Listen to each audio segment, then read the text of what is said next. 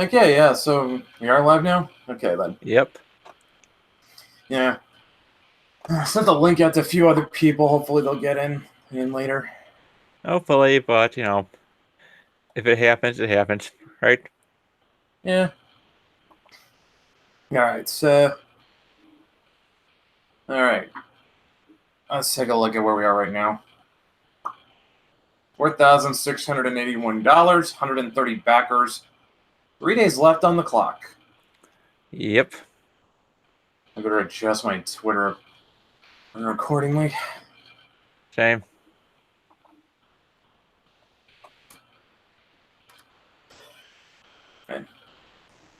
Alright.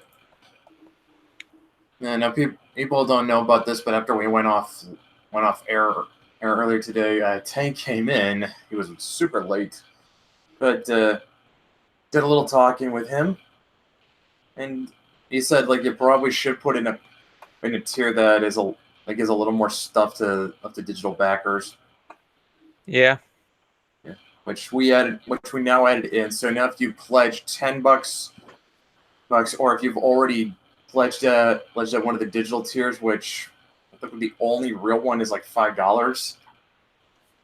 You can upgrade your pledge to $10, and not only do you get digital downloads of all $3, you also get downloads of the 3 posters, like the one by Luigi Terrell, the one with the dragon, and the one of Alfie and Adobe at the beach. The stickers Danku made, and of course you get all the music that Zelen made. Star Storytellers in the chat. Hi. So yeah, that's something that That's something to entice more digital backers, because now you guys get more stuff.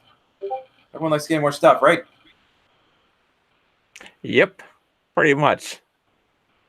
Okay.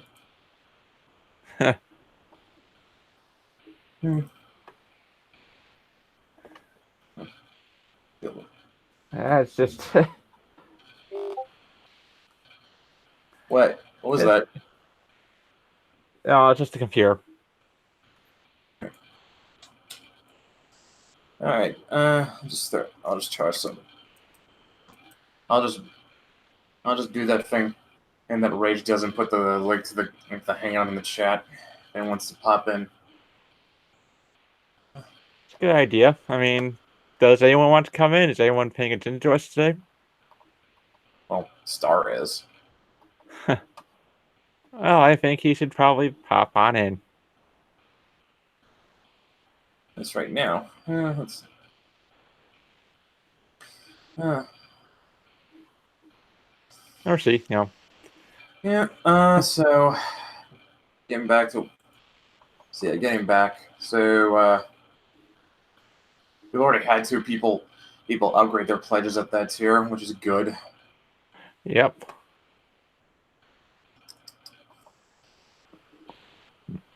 Yep. I wonder. Wonder what? No, if we could probably try to get some more digital stuff in. At this point in time? Well, if we don't make it and we have to do it all over again.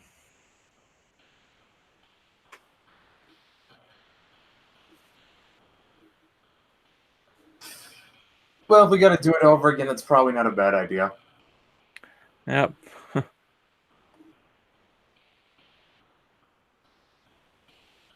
I'm hoping we don't have to do it again. Yeah, same here, but we're so close. We're so close right now. Yep. I think it's gonna be unlikely that we won't get it. Oh yeah, well, we still got a lot of people who are more than likely gonna back at the last minute. Yep. Hello. Hey. Hey, how are you? Oh, we're good. How about you? Good. I'm just eating dinner, and my husband gives me crap for it as well. He's like, "You're so weird. You're stalking people on the internet." Probably. Your cyberbully Jake Paul's gonna My husband says, Claire, you're a cyberbully, and Jake Paul's gonna come and confront you. He's gonna dox me. No. Really? Well, honey, since you're so witty, why don't you join the chat? A, because I don't want to get AIDS, and B, because I'm playing He says, A, because I don't want to get AIDS, and B, I'm playing DDO. Oh my gosh. My husband. Oh my goodness. Hey. Hi. Hello. How's it going? I did have a question for this excuse me, for this GoFundMe raiser Kickstarter. Kickstarter. I get them confused. I'm sorry. All right. I know there's an option between flexible or set. Why? That's on Indiegogo, not for a Okay. Kickstarter. Oh no, Kickstarter's the one that's like straight ahead. Yeah, Yep. Yeah, Kickstarter's an all or nothing deal. Like, the thing with Indiegogo is if you set like a flexible goal, like even like no matter what you get the money. Mhm. With Kickstarter, whatever goal you set, you got to get 100% or you get nothing. Okay. Yeah. That's pretty. Okay, so that's kind of why people do it. What made you decide to do Kickstarter over Indiegogo? It just seemed like the better bet. A lot of the projects that went on Indiegogo would be basically drowned out by all of the big campaigns that are on there. Mm-hmm. And it seems like the general audience for comics are all on Kickstarter. Oh, okay. Yeah, we just thought we went there just because we thought we had a better shot at exposure. Alabaster Scarf in the chat asks, have you considered making an Imgur post? I don't think we ever tried to use an Imgur. Well, it would be another location to try to gain attention. Yeah. Yeah, I mean, I've tried using Imgur a little bit. I'm not really sure I really understand how it works, though. Mm. Same thing. All right. Well, Yep. What got you? What inspired you to start Changeling? I'm just curious. Me? Well, to make a it's a bit of a long story. So first off, Maeve kind of has her origins in another character who was also a changeling, also named Maeve, and was a little bit similar. That came from an abandoned story idea, like a couple of years back. Mm-hmm.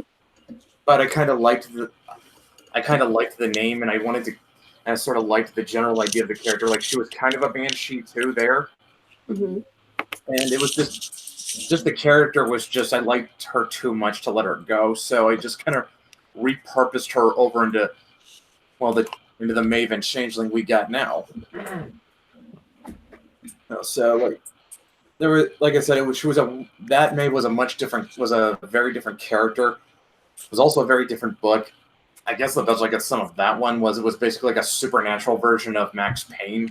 I might revisit it in the future. I might not. I don't know at this point. But that was sort of where Maeve sort of kind of got part of her origin from. The other things were I kind of wanted to write a book that sort of reflected where I kind of was pulling some inspiration from my experience growing up in the church because my dad's a pastor. I'm a pastor's kid. Somehow I managed to avoid the pitfall of either being a total rebel or a religious wacko. Because that's what I hear. Like PKs always seem to fall in one of two camps. They're either super devout or super rebellious. Oh, what denomination? I guess you could. At this point, I guess you might as well say it. You might as well say it's non-denominational. Oh, okay. Yeah, that another part was another part that also went into Maeve was that my brother was my brother. when my brother was 10 years old, he got diagnosed with Asperger's, and I sort of worked that into Maeve, sort of. Let me put it this way: as a little girl, she got diagnosed with autism, but I'm sort of portraying it as maybe she has it, and maybe it's just the result of her face side and her human side not mixing together. And I'm not gonna say which it is, one way or the other. That's completely up to reader interpretation. Okay, I'm looking at the. That's cool. Yeah, I've been kind of lurking and watching your stuff on Twitter. Yeah, the last part that goes into Maeve's character comes from my best friend. She's biracial. She's half white, half First Nation Canadian, which is their version of being Native American. And she told me one day that because she grew up biracial, she always felt like she was an outcast as in groups.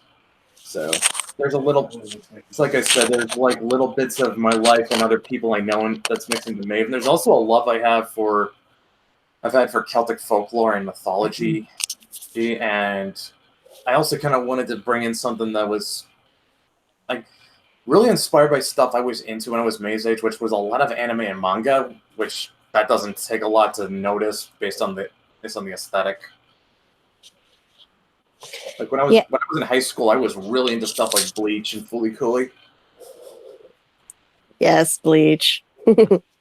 Everything after Soul Society never happened, though. Oh, yeah, I'm sure. I didn't follow it that long, to be honest. But yeah, it's a pretty good series though, from what I remember watching. It wasn't for very long though. But yeah, it just and I'm trying to remember our other guy. What was the inspiration for your character? That's pretty much it. Like I said, it's just I don't think I can really say more about where Maeve comes from. She's sort of like a combination of my life, my brother, my best friend, and people people I know and things that I was into. It's just, I mean, but I think I kind of, at least I hope I did a good job of making her feel like her own person, because because the last thing I want is for Maeve to feel like she's just an avatar for myself. Oh my gosh. At least you have the advantage that it's a girl that's based on. Not assuming anything, but they'll just assume you're trans. Okay. Yes. Well, okay. The last person we know. Do you remember what happened with the last person we know who dealt with that? Uh-oh. I don't remember. Okay. Hey, Star, you don't need to know the details, but Matt should. But that of all people, I want to expect he knows better. It's okay. Well, I have a character that I've been working on for forever, and anytime I see any similarities with this character, I'm like, no, she's not a self-insert, and I'm just terrified every time. It's always going to happen, though. Look, it's inevitable. It's just unavoidable. Authors are always going to put bits of themselves into their characters. It just happens. Yeah, that's true. Yeah. What about you, Cranky Monkey? Matt? Yeah, Matt. Matt, you've been tight-lipped. You've always been tight-lipped about where Mythics came from. Not so much tight-lipped as nobody's really asked. Well, I'm nosy. Yep. But basically, the idea originally came from folklore. Reading folklore and mythology. Always had an interest in that. So when I read about the cunning folk of European history, they were interesting in that when the witch hunts were going on, they were the ones who were spared that because they were always seen as useful to their community. They are often in conflict with the ones that were hunted down. Because for the cunning folk, magic wasn't a religion, it was a tool. And it was so much so that one of the reasons why they survived was because they converted to Christianity and used aspects of the religion in their spells. So I decided, why not make a character or make a contemporary fantasy story set with that in mind, and that's where the bare bones for Althea Fletcher came in. And then when I started fleshing her out, she gave me more of a Sherlock Holmes type of character, where she would be more intelligent than basically action hero. So she'd come in, take care of the problem by using her knowledge of folklore, such as say pixies were the antagonists of the story. She'd bring in flashy paper, which will just basically she'll just go and say, "Here, take this, go away," and that usually work. Or take down a Spriggan by turning her clothes inside out and be invisible to the Spriggan. She'd use force as a last resort, and as well as magic would be a last resort as well. With the introduction of Adobe Kroger into the story, into this world, it's become more of a survival mechanism to keep from using magic rather than just because. Yeah, I think like originally you said like she kind of avoided using magic just because she didn't want to draw attention to herself. But once we sort of added in Adobe Kroger and the Paladins, which Dan made. Dan's not here though, because Dan doesn't like being on our streams, apparently. no, he just doesn't have time because I'm like, a real job. Yep.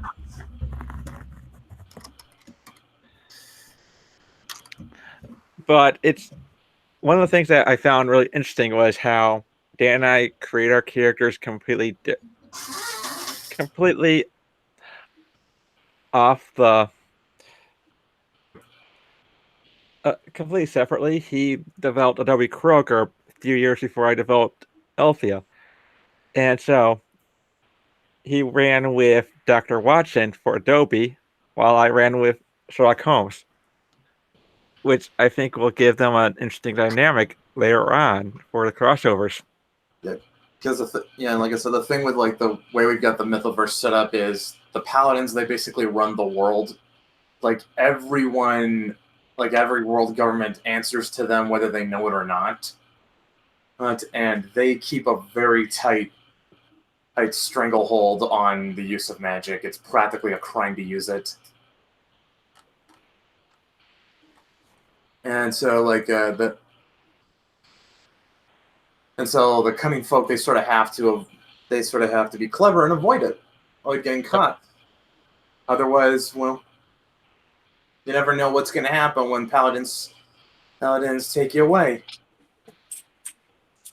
Is there a price to use magic in the magic system? Because you were saying it's not tied necessarily to spirituality, but is there kind of a cost you have to pay somehow? We're still, for one, at least in Adobe's case, she has to eat a lot of calories. So I guess you could count that as a cost. Like using her magic takes a lot of energy from her.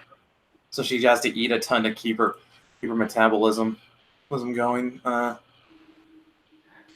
In terms of other magic,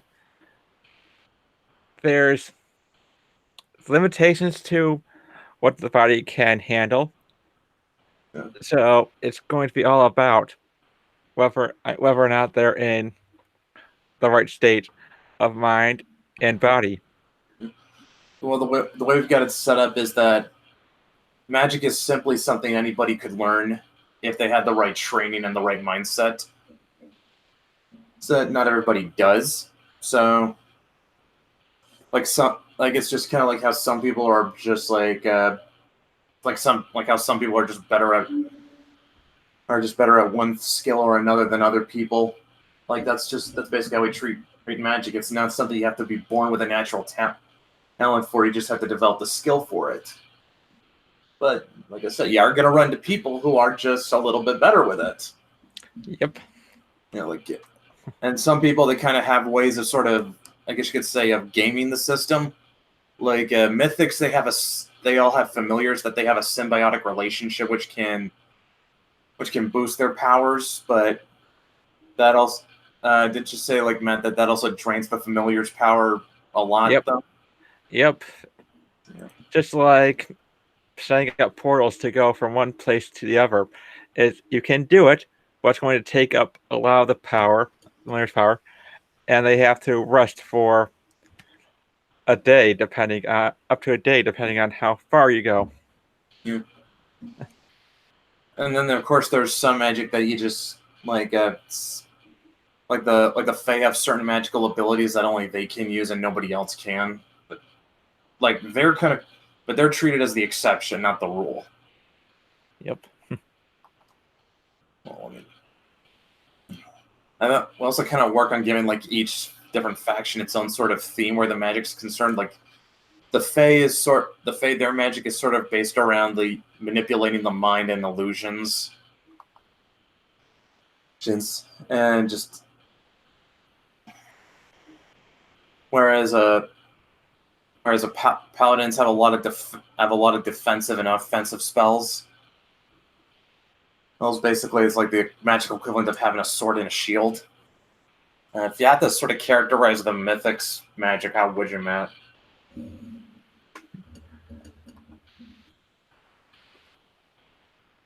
More or less, it'd be something that they'd have different categories in terms of use.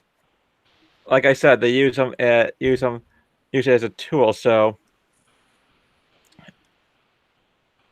for the most part, they pretty much use it for detection, and as well as making up potions for the specific occasion. More utilitarian. Yeah. So Mythics have a more utilitarian. Their magic's more utilitarian, and for paladins, it's more like a weapon. What do you think? What about Fae and Changelings? Like I said, Fae and Changelings, theirs are based more around manipulating the mind and illusions. Because the whole thing with the Fae is nothing is what it seems. Yep. And Mythics do have glamour for just in case they run into Changelings. Yeah. Oh, that's always good. Yeah. Yep. Yeah. Yeah, I was just muting myself because I was eating, so I didn't want to have nasty sounds. It's fine. It's fine. It's Yep. fine. Well, someone joined us. Hello. Oh, hi. Oh, it's Smug. Yep. Yep. How was that nap?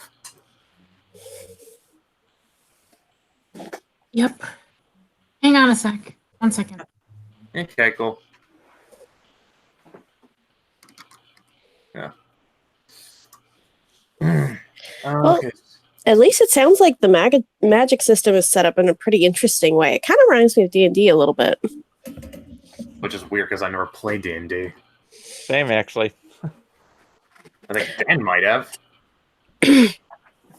Well, I know in D&D there's a cost, like you have to pray to a particular god in order to offset. But there are things. Although I've got to say, if the worst thing that has to happen to me for me to use my magic is eat a lot of food, I'd be down. or is it up to a point where it hurts your stomach? Like that's how much kind of how weight trainers do, where they kind of have consume that much calories in one sitting. I don't know. We're still kind of working that out, to be honest. Dan may have worked it all out. It's been quite some time since he wrote the first book, so it's so I think that's something that he can answer, but since he's not here, Well, that's a lot of noise. well, you got to work, you got to make money, Yeah, and that makes.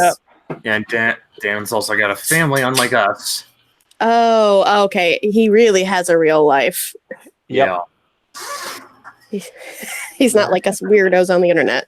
He has. Yeah. He actually. Yeah. You see, he has to do real adult things like take care of his wife and kids. More power to him. I know, right? Somebody's got to. Yeah. Yeah. I'm like, yeah. But I mean, there's also kind of the classic things where you like can strike deals with, where you can like strike a bargain with the Fae or a demon, but it's gonna fuck you in the end. Like, although the difference is how it goes about. Like demons, they'll give you what you want, but your soul's gonna get dragged to hell when you die. Right, so yeah, it's kind of. They're not necessarily bait and switching you. Fae, on the other hand, they will try to look for loopholes they can exploit or find a way to rig it in their favor. You cannot trust them to uphold their end of the deal. Well, they're very specific about wording because that's actually interesting because I know that in a lot of fairy mythology, they're called the fair folk because they keep their deals. But is it more that they kind of wheedle their way around it? They obey the letter of the deal, not the spirit.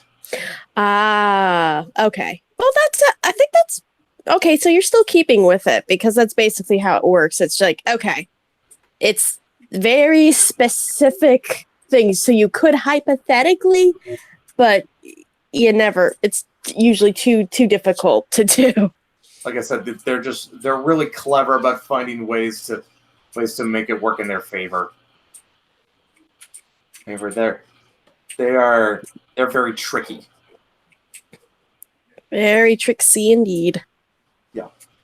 Yep. So it's dangerous to strike a deal with a deal with a Fae, or more like it's very. I went almost like very risky, just because, like I said, you can't trust them to really be fair, quote unquote, like because they will, like I said, they will try and see how they will try and find ways they can obey the letter of the deal without honoring the spirit of it. So that. Also, they got this thing called Gias. It's basically a supernatural oath that if you fail to uphold it, it can have all kinds of bad consequences for you, up to and including death.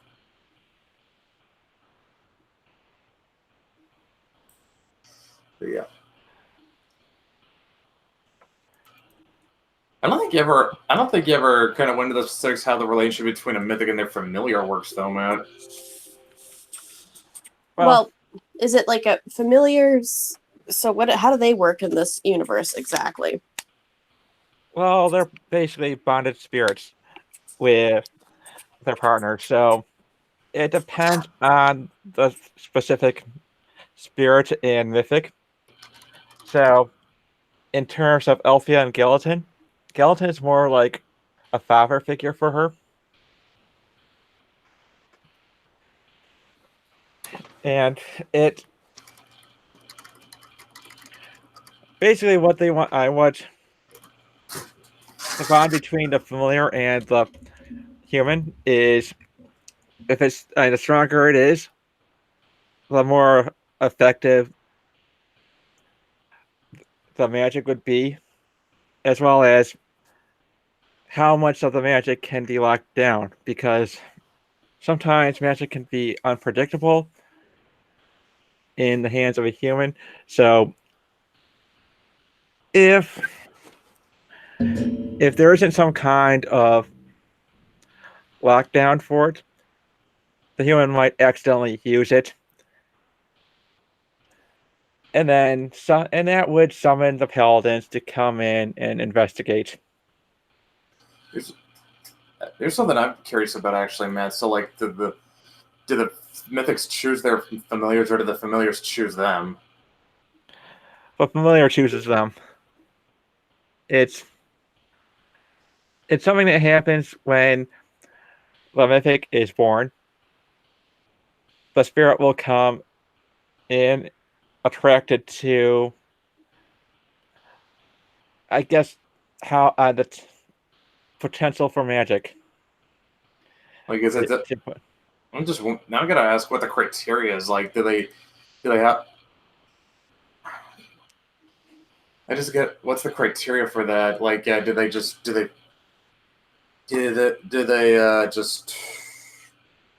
is there some kind of compatibility they're looking for, or do they just sort of go by what feels right to them?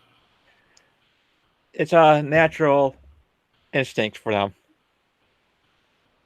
So they can go to one baby, find and notice that they don't have any kind of compatibility, so they move on.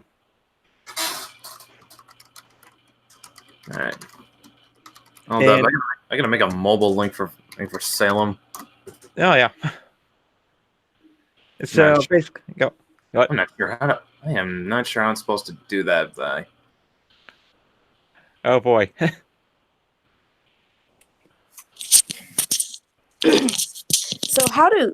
So with geese, I know it as a sacred promise that you have to keep. Does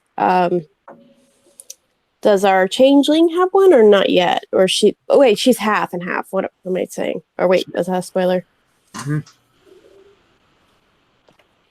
It's just that was kind of something I added in just because that wasn't something I sort of ended up making myself. Because the thing is, in like the old stories, like changelings are just fairy babies that were swapped with human ones, and I just sort of add in the half human bit just to give it a little more personality and put my own spin on it.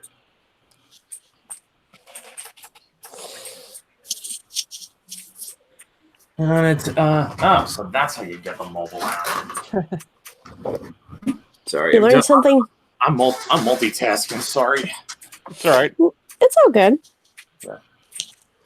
It's so yeah. That was my idea. Yeah, though. What I've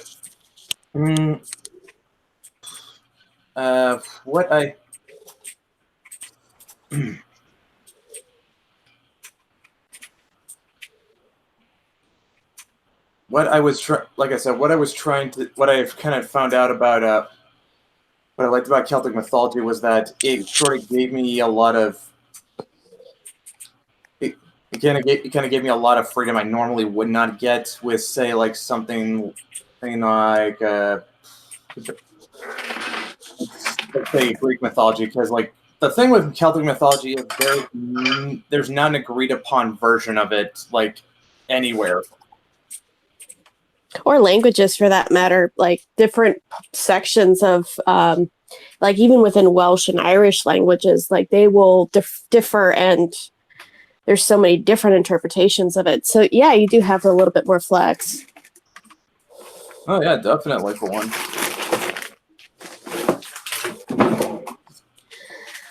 Also helps that it's also mostly pasty people, so you won't get in that issue either. But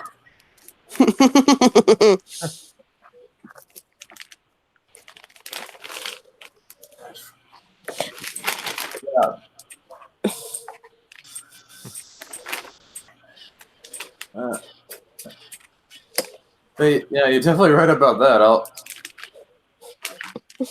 Was that intentional, or just was an unconscious benefit? I don't know. Personally, I don't really care about it one way or the other. You strike me as that. I gotta say, like, Oh, someone else. I gotta say, it's really interesting. Each person feels kind of like their own sort of person. You can kind of get a vibe of their personality, and it's really cool. I think they feel like very well developed. Hello. Yeah, I'm still here. Just like, yeah, like I said, just Well, when I'm multitasking, it's hard. I think I can answer that. I can. Sorry, laptop was having audio problems. It's cool. Alright. It says I was here, but I closed the stream for like 5 minutes. All right. That no wonder you were quiet the whole time. Yeah. But yeah, like I said, the thing I liked about using Celtic mythology was that because there's no agreed upon definition, I could put my own spin on it if I so chose, and I did. So that was. But to get back to your original question, Star, does Maeve have a Gios? Not at this point. She does, and I can't say whether or not she will either, because that would be going into spoiler territory. Of course. We can't have that, now can we? Well, then if I tell you everything I'm going to do with it, what's the point of you guys even buying the books? Well, maybe we want to see how it plays out. Hopefully better than Game of Thrones. Somehow I get the feeling that's not much of a bar hard to go over. Or at the very least, not as badly as the Harry Potter prequel movies. Apparently those were not so hot. Apparently, nobody wants to see another series of movies about another dark wizard trying to take over the world. I thought it was like supposed to be like an anti-hero or something. You know, when you look at the title of the films, you'd figure that it's all about a wizard that goes on a quest to basically take down notes on the various creatures of the world. Yeah, Fantastic Beasts actually sounded like it at least had an interesting premise behind it. Yeah, but you know, then you have J.K. Rowling writing it like a novel. Yeah, like what the hell, man? And not only that, saying everyone's gay. Postscript, of course. I feel like she only said that because she wanted to see fanfic of Johnny Depp and goddamn, I forgot his name. The handsome actor. The handsome actor. I think we know. Yeah. At least visually in our minds. She wants to have them I see fan art of them having sex. Ugh. That's the only way I can see her saying that. Because nobody cares about what they do behind closed doors. Yeah, that just opens so many questions. Questions that she's probably not going to answer, but she'll answer other questions that nobody asked. Pretty much.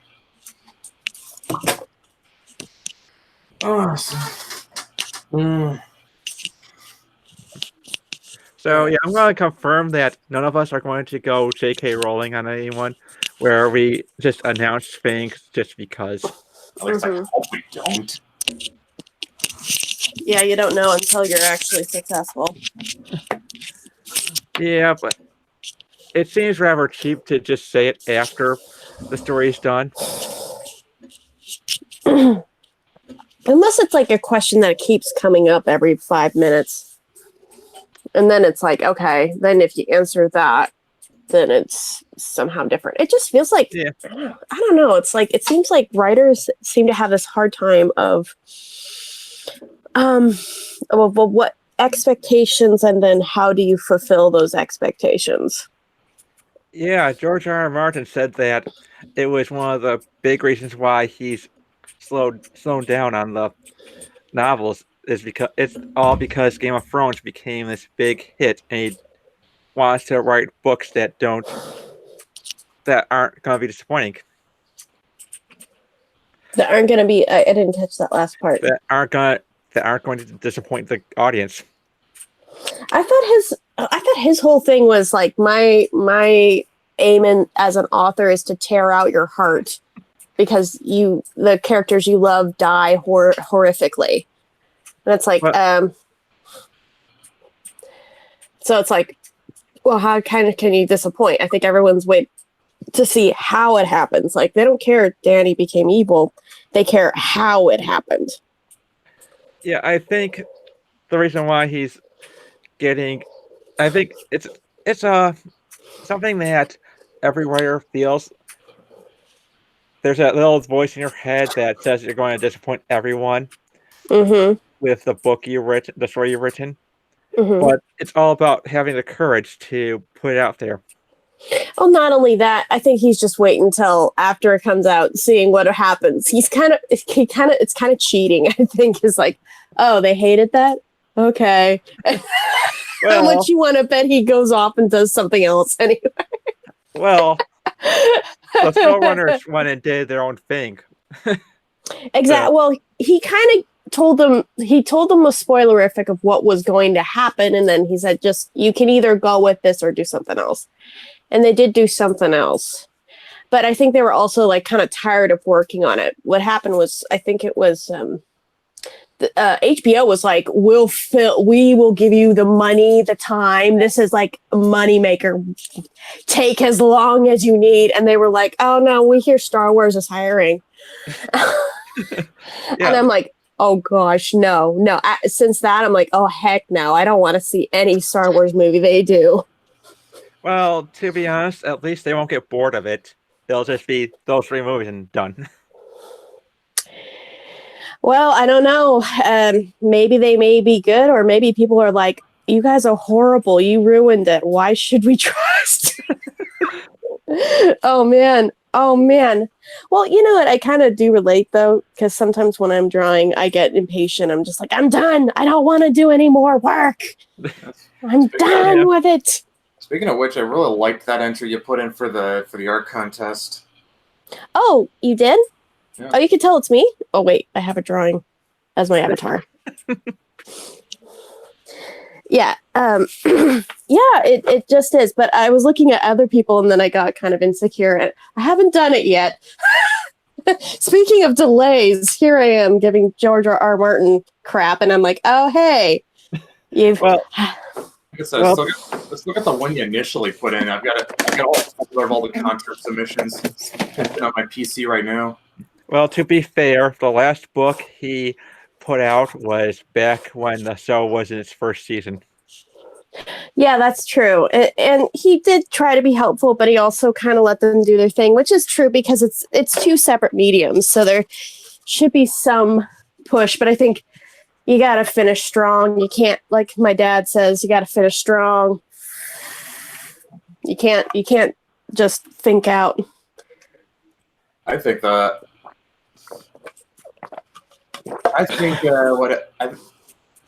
pressure's just starting to get to him, and he just knows that no matter what he writes, it's never going to live up to the hype Oh, the hype. I don't know. I think it depends on different people and what you want. I will say that one of the problems that he has is continuity. Right, and he's a pantser, not by an outliner. Actually, I have another question. Are you guys more outliners or pantsers? Because I've been trying to figure that out for myself.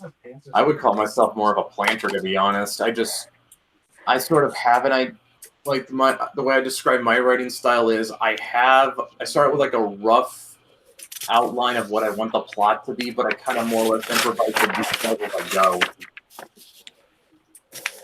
I'm more of a mix. I will have a plot outline done, but if there's something that happens where I have to make changes, I'll adjust accordingly.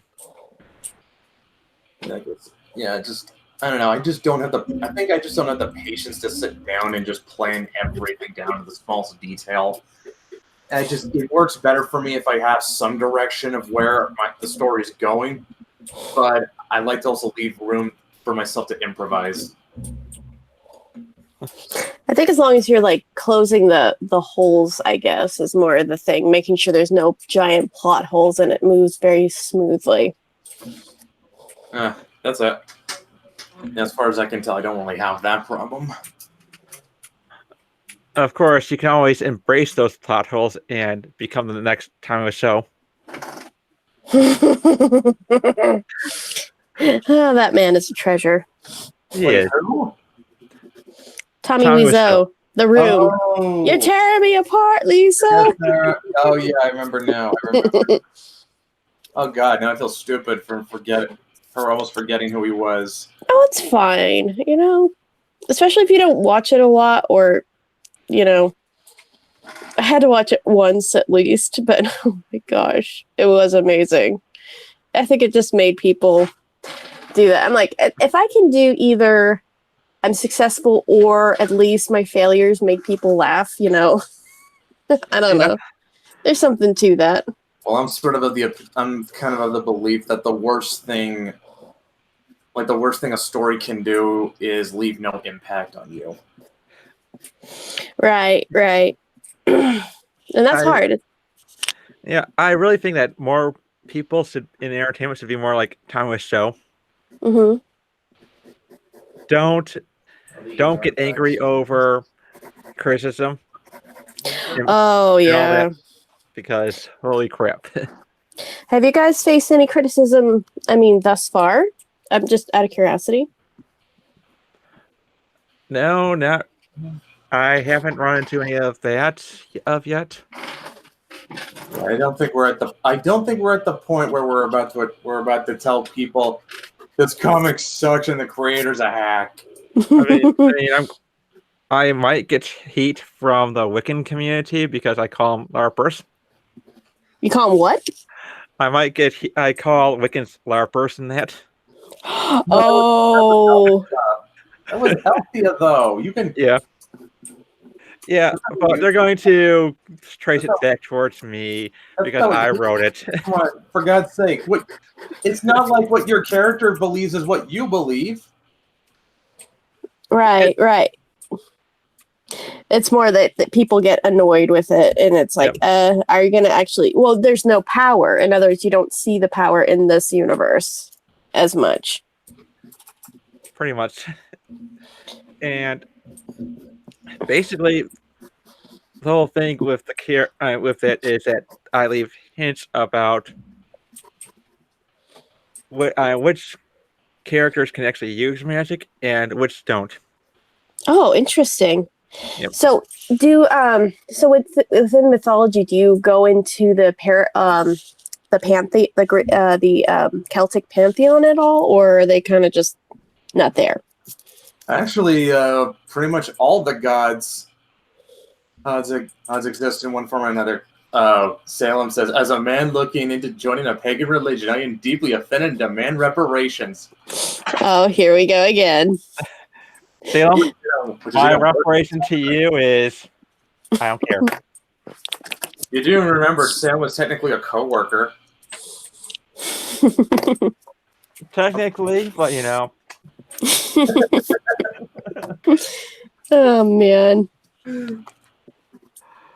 But yeah, I've actually been working on a whole lot of background stuff for Mythics where I'm not going to just put down the history of the spirits in terms of a history book, but more in tales.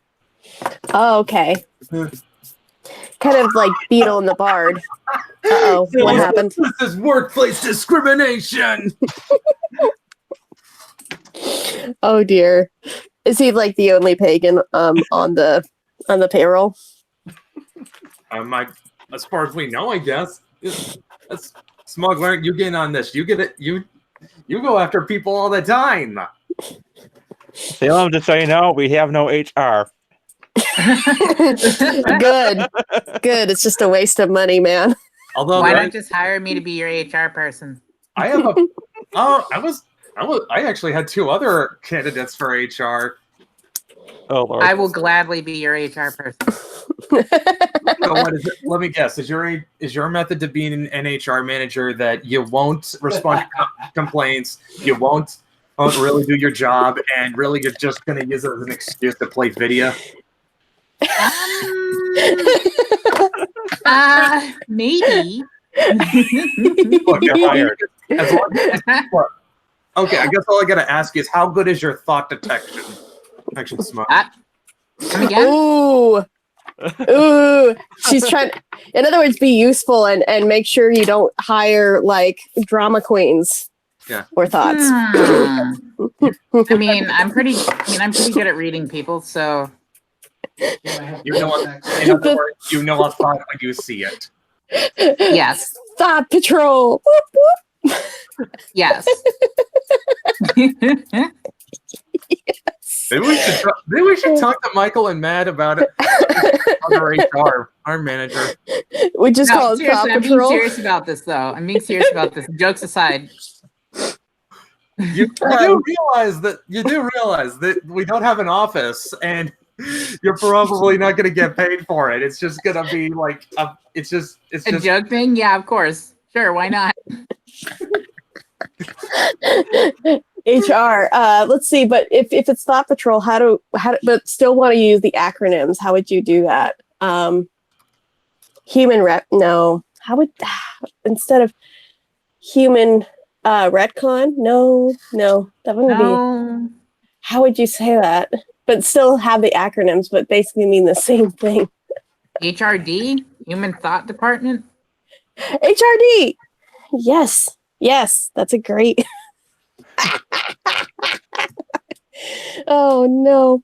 It actually reminds me of like in China there was I think it was a gal who actually owned an entire department, but she basically like hired a ton of women as cheerleaders for all the dorky like tech guys to improve like their quality of life. So they would hire these women and they would come in and talk to them, socialize with them, cheer them on when they were working really hard. And apparently, like, I'm like, dude, that's a great job. You get to socialize for a living? That's amazing. Then what did you find out? Well, apparently, like, of course, that could only happen in China. Oh, sorry. We've got our, we live right across from a fireplace, so. Oh. Fire station. Mm-hmm. I can't say that, though. You can't say fire station. And I'm not going to Yeah. ask. I won't ask why. well, still Anyway. ask why Google suck. Yeah, I've been Because trying to Google. I've been trying to make the mobile link for Salem to jump in, and I am failing at it. I think part of it might be just because I don't have in my contacts. Actually, on Google. Salem, Yeah. Salem, try DMing me your email over Twitter, and let's see if that does anything. Whomster were you talking to there? Salem, he's in the chat. Yep. He wants in, but Google's not letting him in. Well, I we think it need might be mobile- more pagan discrimination. We need a mobile link for him. Yeah, sometimes it works better on mobile. I tried switching over to my phone, but for some reason it wouldn't work. Yeah, which is weird because he did not have this problem last week. Okay, I'm back. I mean, with Sorry. Nerd Rage's video, I was on my phone for the entire thing, but. Oh my god. Okay.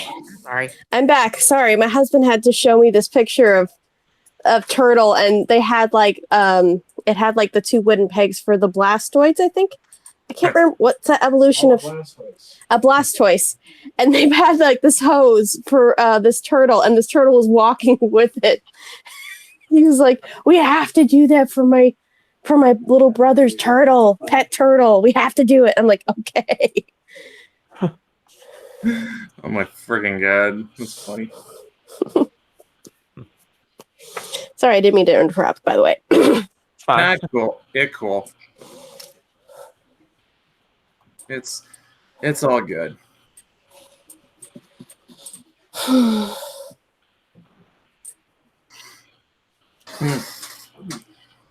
know, I actually kind of like the idea of putting Smug in charge of our HR department. It might actually be better than the other idea I had. Oh, what was that? And If I, not at liberty to say. oh, okay, gotcha. There we are. I think I should have added you to the conversation right now, Salem. Yeah, I saw a thing on my phone as well. All right. Okay. All right. So let's bringing it back. Is there anything else you want to know, Stark? Oh, I think that's a good way to start, but I think it's always good to, if you get new people, get them to ask, and then you can get more detail and other things like that. Yeah. Salem's now in the chat, and Salem, if you have any complaints with Matt, you have to take it up with Smug now.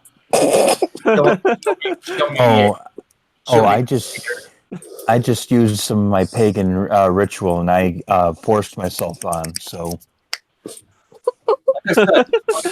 Smug is now Wicked HR. She will handle all your complaints.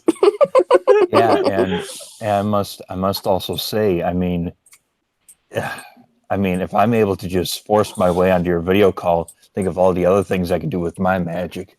So do not anger me.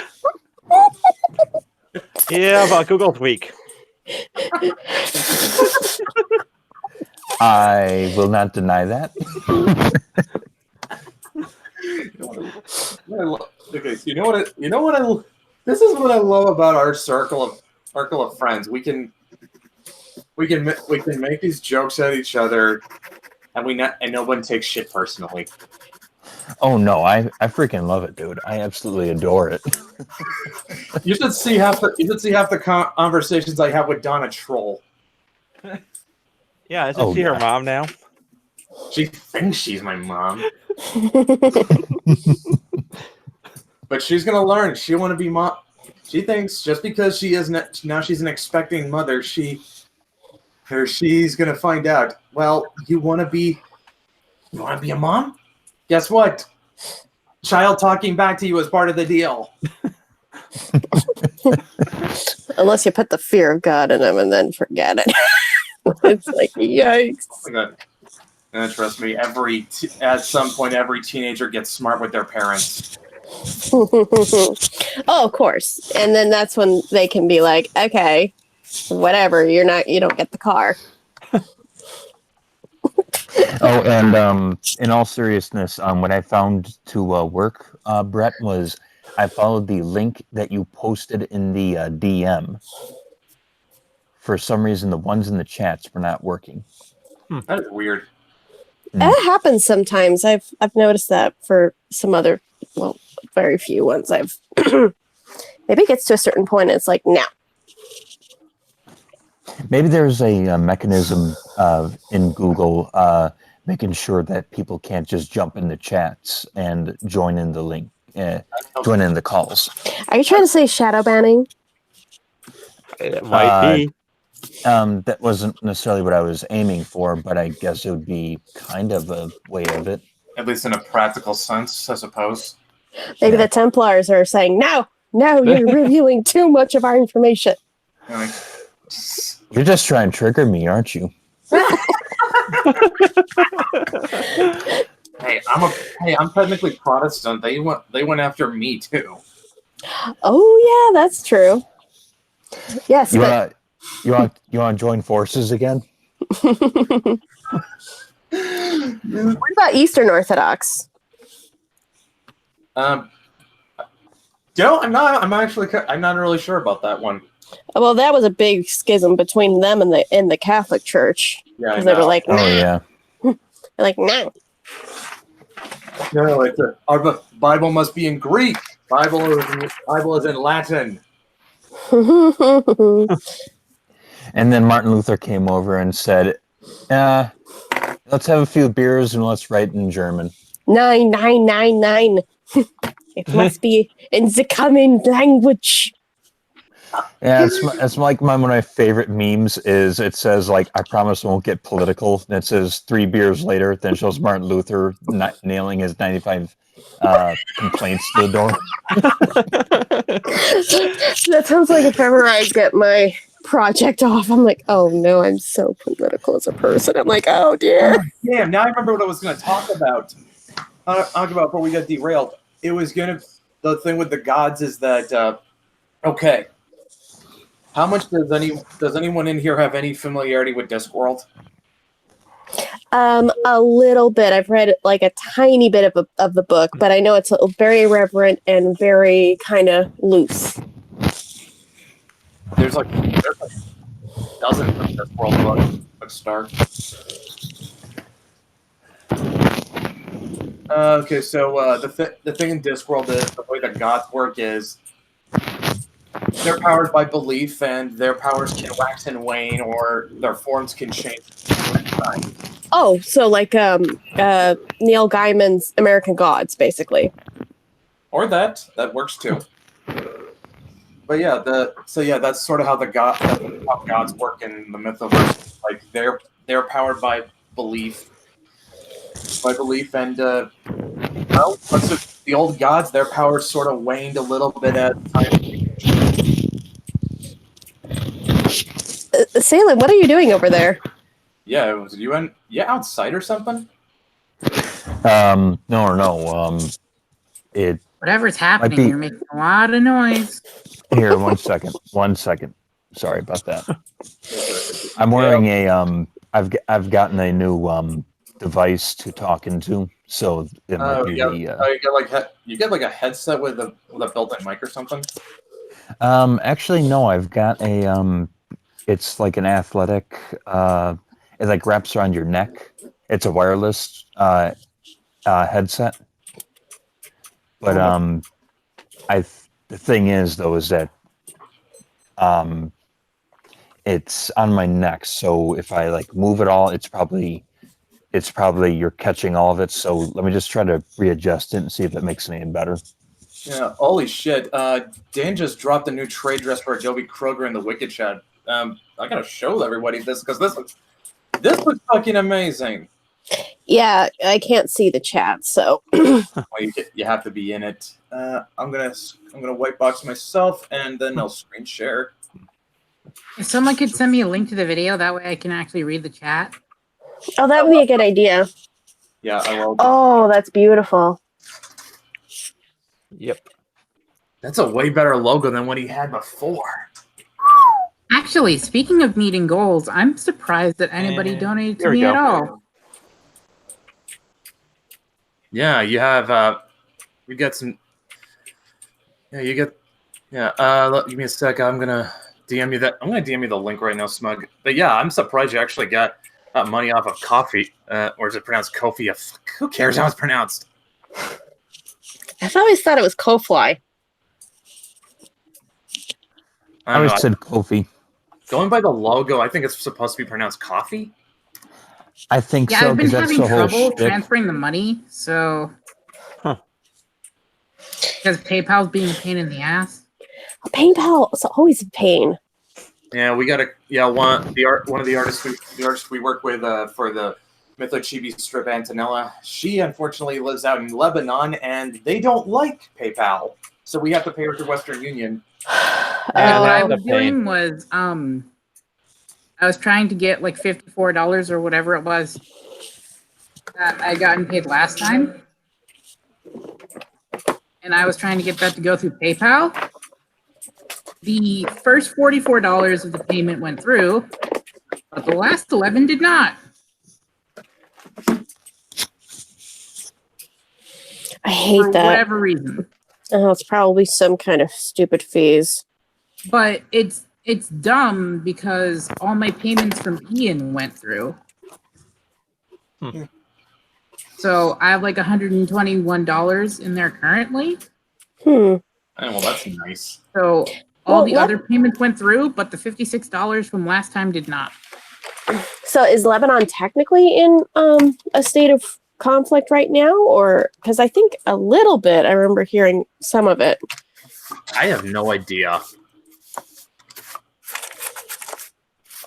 All I just know is it's some country in the Middle East, but I don't think it is. Usually, all I know is usually when I hear the word Lebanon, some sort of word associated with death or suffering is attached to it. Here's something. Guess what countries it shares its borders with? Iran. Iran. Syria and Israel. Oh, Yeah. Oh yes, Ooh. of course. Of course. That's why it's like you could be funneling money to a terrorist or something silly. Wait. Hello. yeah, we're here. Yeah, Oh, hello. here. Yeah, everyone's still here. But yeah, Oh, were you expecting Google to cut your line? No, it just like was really quiet, and I was like, oh dear. Yeah, that's just like I don't know, but that might have also.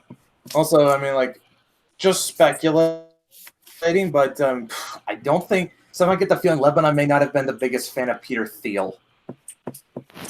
No. Meaning like people like Peter Thiel, or People like Peter Thiel. oh, yeah.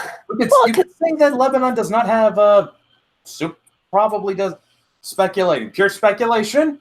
It probably does not have the most progressive attitudes towards the LGBT community.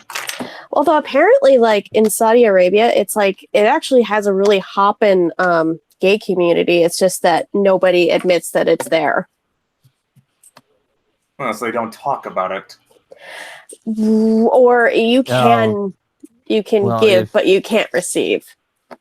Well, if you advertise yourself, especially in Saudi Arabia, and you're LGBT, I don't think you're going to be heard about for very long. Yeah, and yeah, it wouldn't. In other words, actual things. That's why even as a Christian, like I don't really like to say like I'm being oppressed, because I think I think in other places in the world where people can't say who they are, and it's like it's like nothing compared. I'm like I can deal with angry atheists in America in my cushy little home. So I And don't. I can deal with streaming chat oppression. yes, of course. Like I said, that's all complaints directed towards Smug. Smug. All work related complaints go to Smug. Okay. Is that who I need to go to stage our own little hashtag Me Too movement? Oh no. Oh, did you hear what India did though? They apparently have Men Too, and it's all about not publicizing someone who's accused. In other words, trying to get anonymity, but they're calling it Men Too. Men Too. Interesting. And I can only think of a few reasons as to why we have not heard about it until now. Well, it was from the Indian Times. I heard it Oh, from okay. Tim. It was a Tim Pool video. Oh, okay. I like that guy. I'm surprised. Yeah, I'm surprised I didn't hear about it. He's one of my favorite content creators. Too bad he lost his verse thing to a porn game. Well, I don't know. I look up to the guy because I graduated with a minor in journalism, and in my opinion, I think Tim Pool is like one of the only legit journalists out there right now. Yeah, basically, if anyone is a journalist and they approach me, I'm like, okay, hang on a minute, and start recording with my phone. Okay, now you can interview me.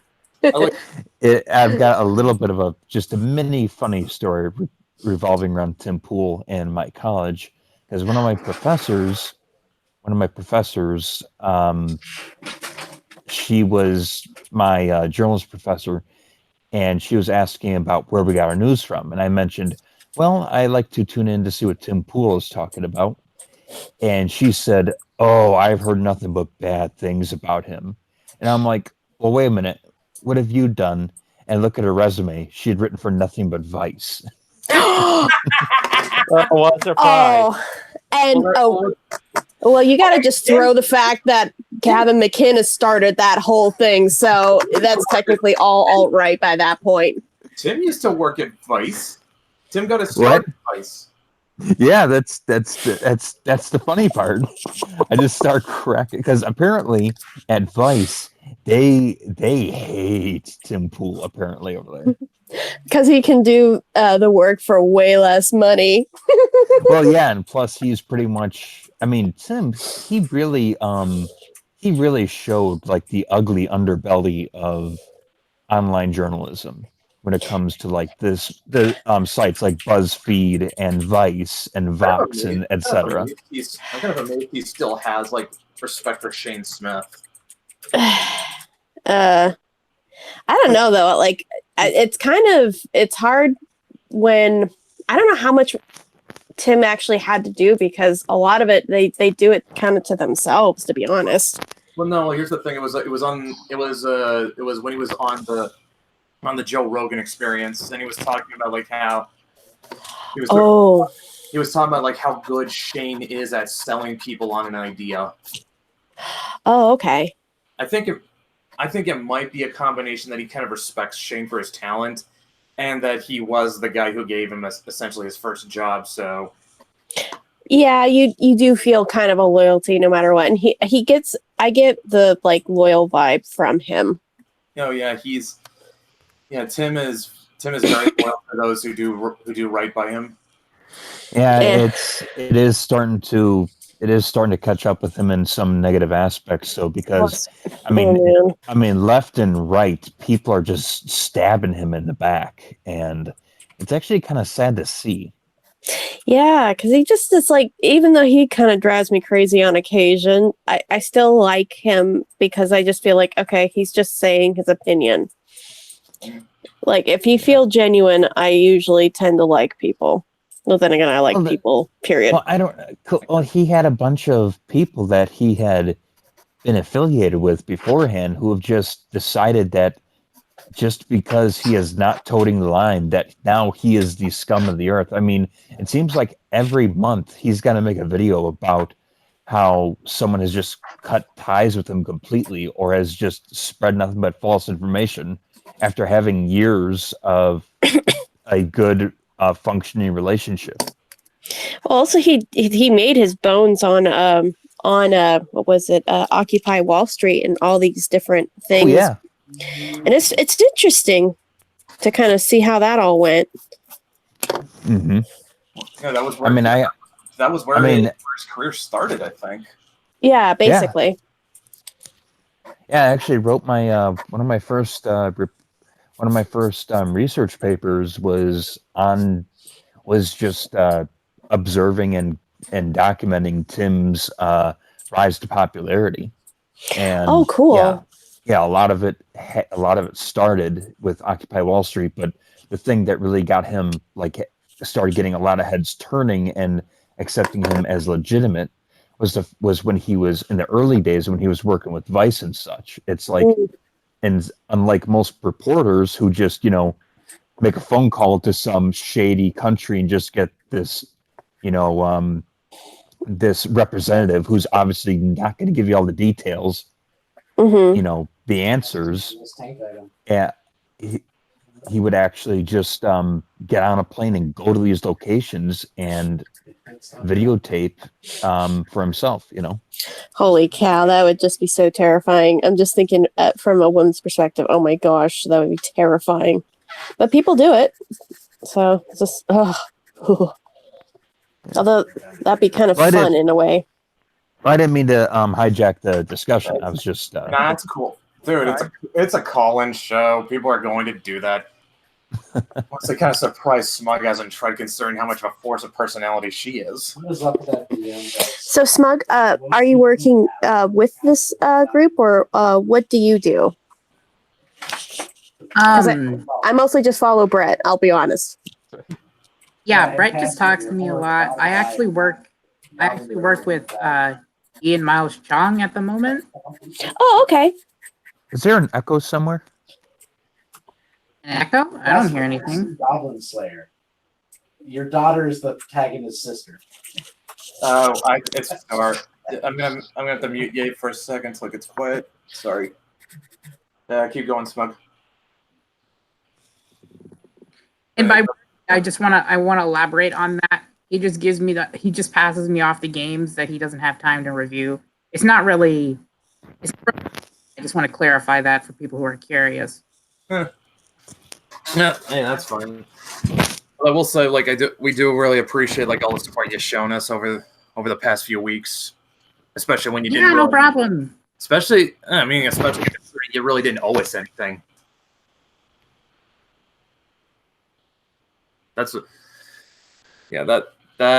Seriously, that means a lot to us. Like we've actually had a lot of people come through for us who really did not owe us anything.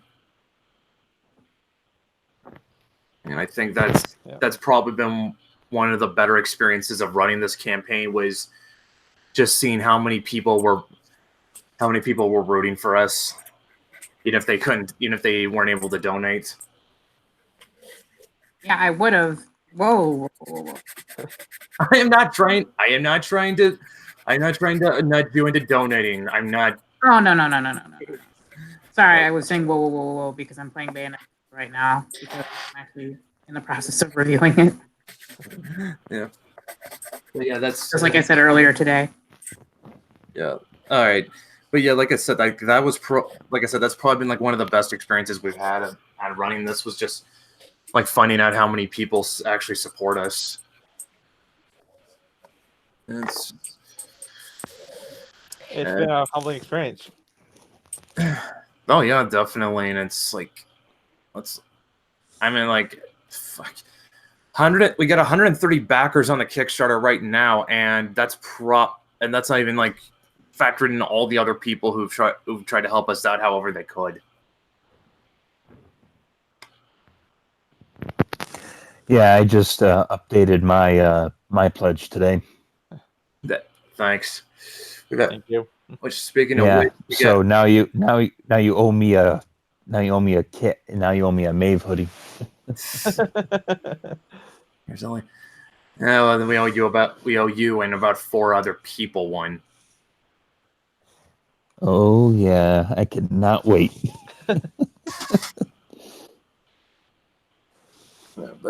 And here you said that there was a problem that might not sell to men. I didn't say it wouldn't. I just said I figured it would do better. It would do better with women and girls.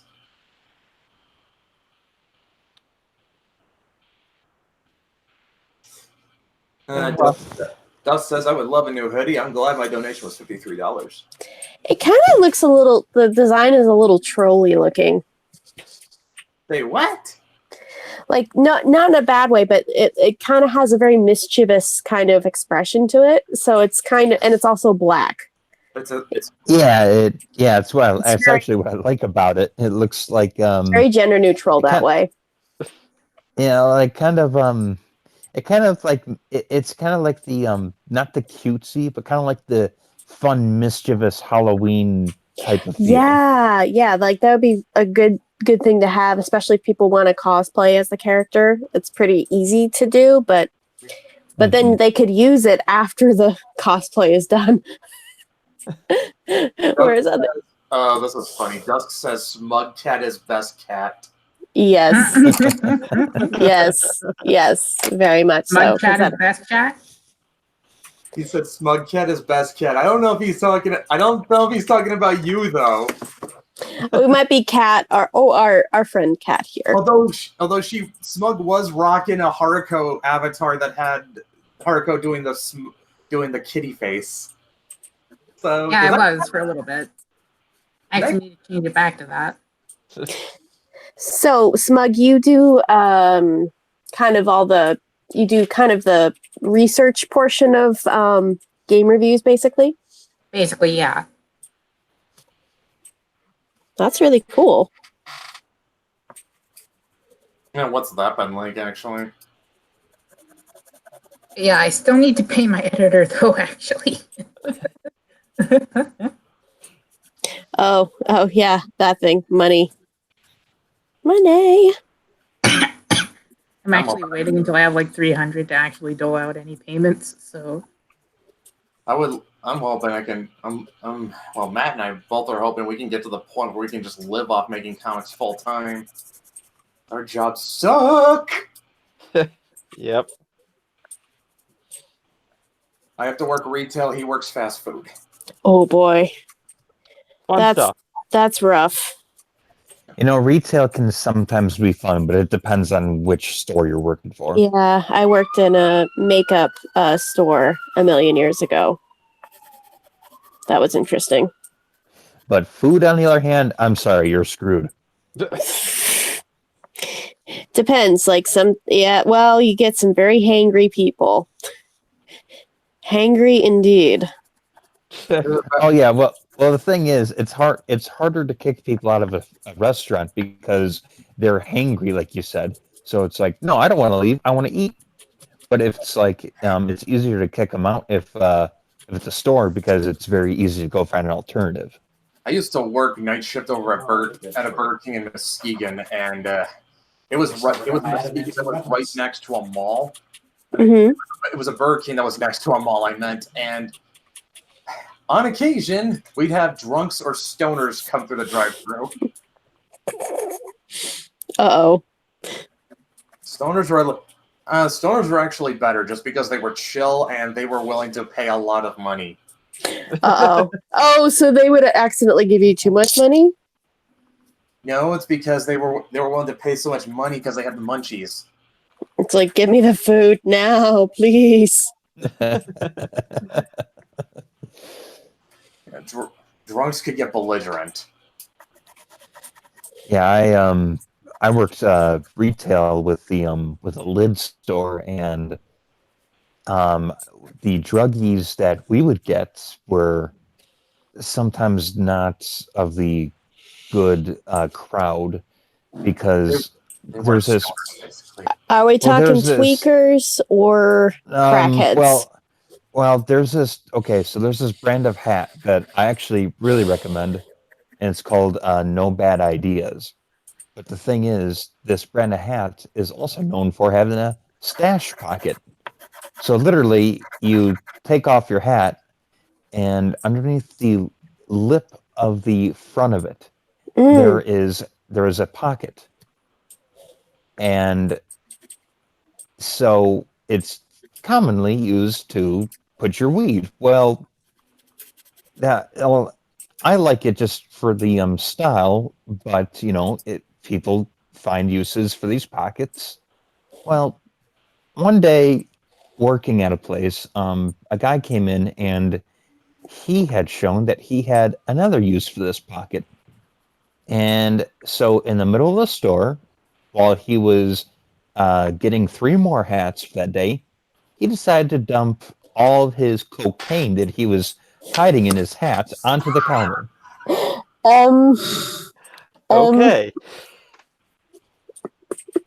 Well, wait, dump. So, like, out of the bag, or No, just out the of little the bag the you ha- fell out No, like he emptied his hat. Because, like I said, it has a stash pocket. in front of you, and just in like Yes. broad daylight. Yes. Yes, this guy must have been screwed up on something.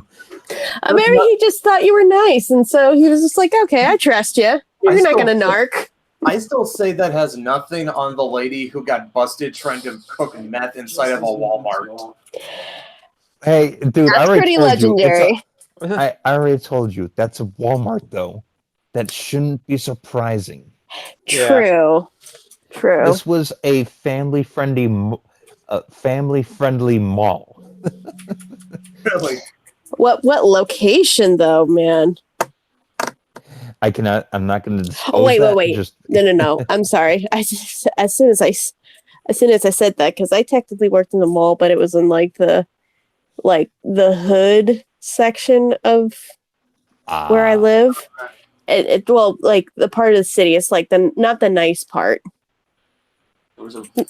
There was a mall out in Lakewood near where I live. That actually used to be a spot where gangs would hang out because during the winter it was warm. Well, they had a bright idea. Let's turn it into an outdoor mall.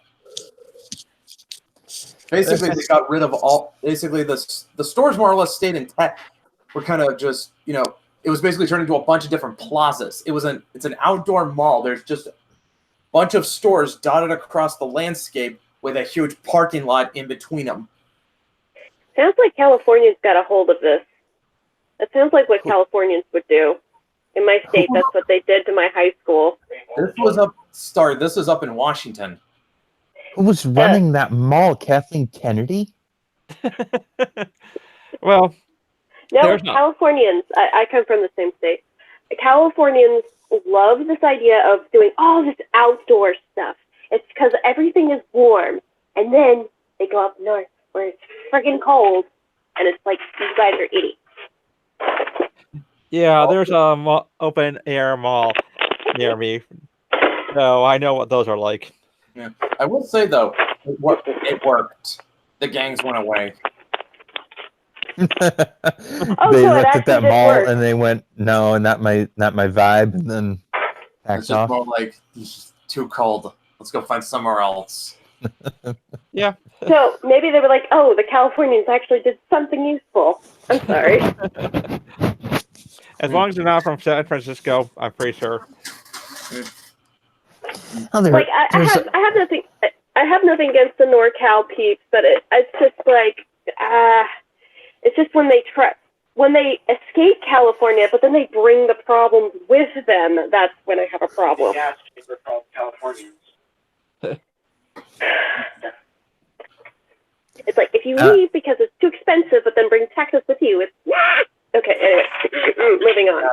I hear that. Yeah, Californians, please stop moving out of your state and then changing the places you move to into a different California. Yeah, Yes, like please start with Arizona. stop. If you're leaving and you're leaving your problems behind, you're fine. You are welcome. Otherwise, stop. I mean, quit trying to change Texas, please. Leave Texas alone. Arizona too. Leave Arizona, especially leave Arizona. No, Arizona, they just throw dark money at them. I've heard enough rants from Rager Fist to kind of be like, no, go away.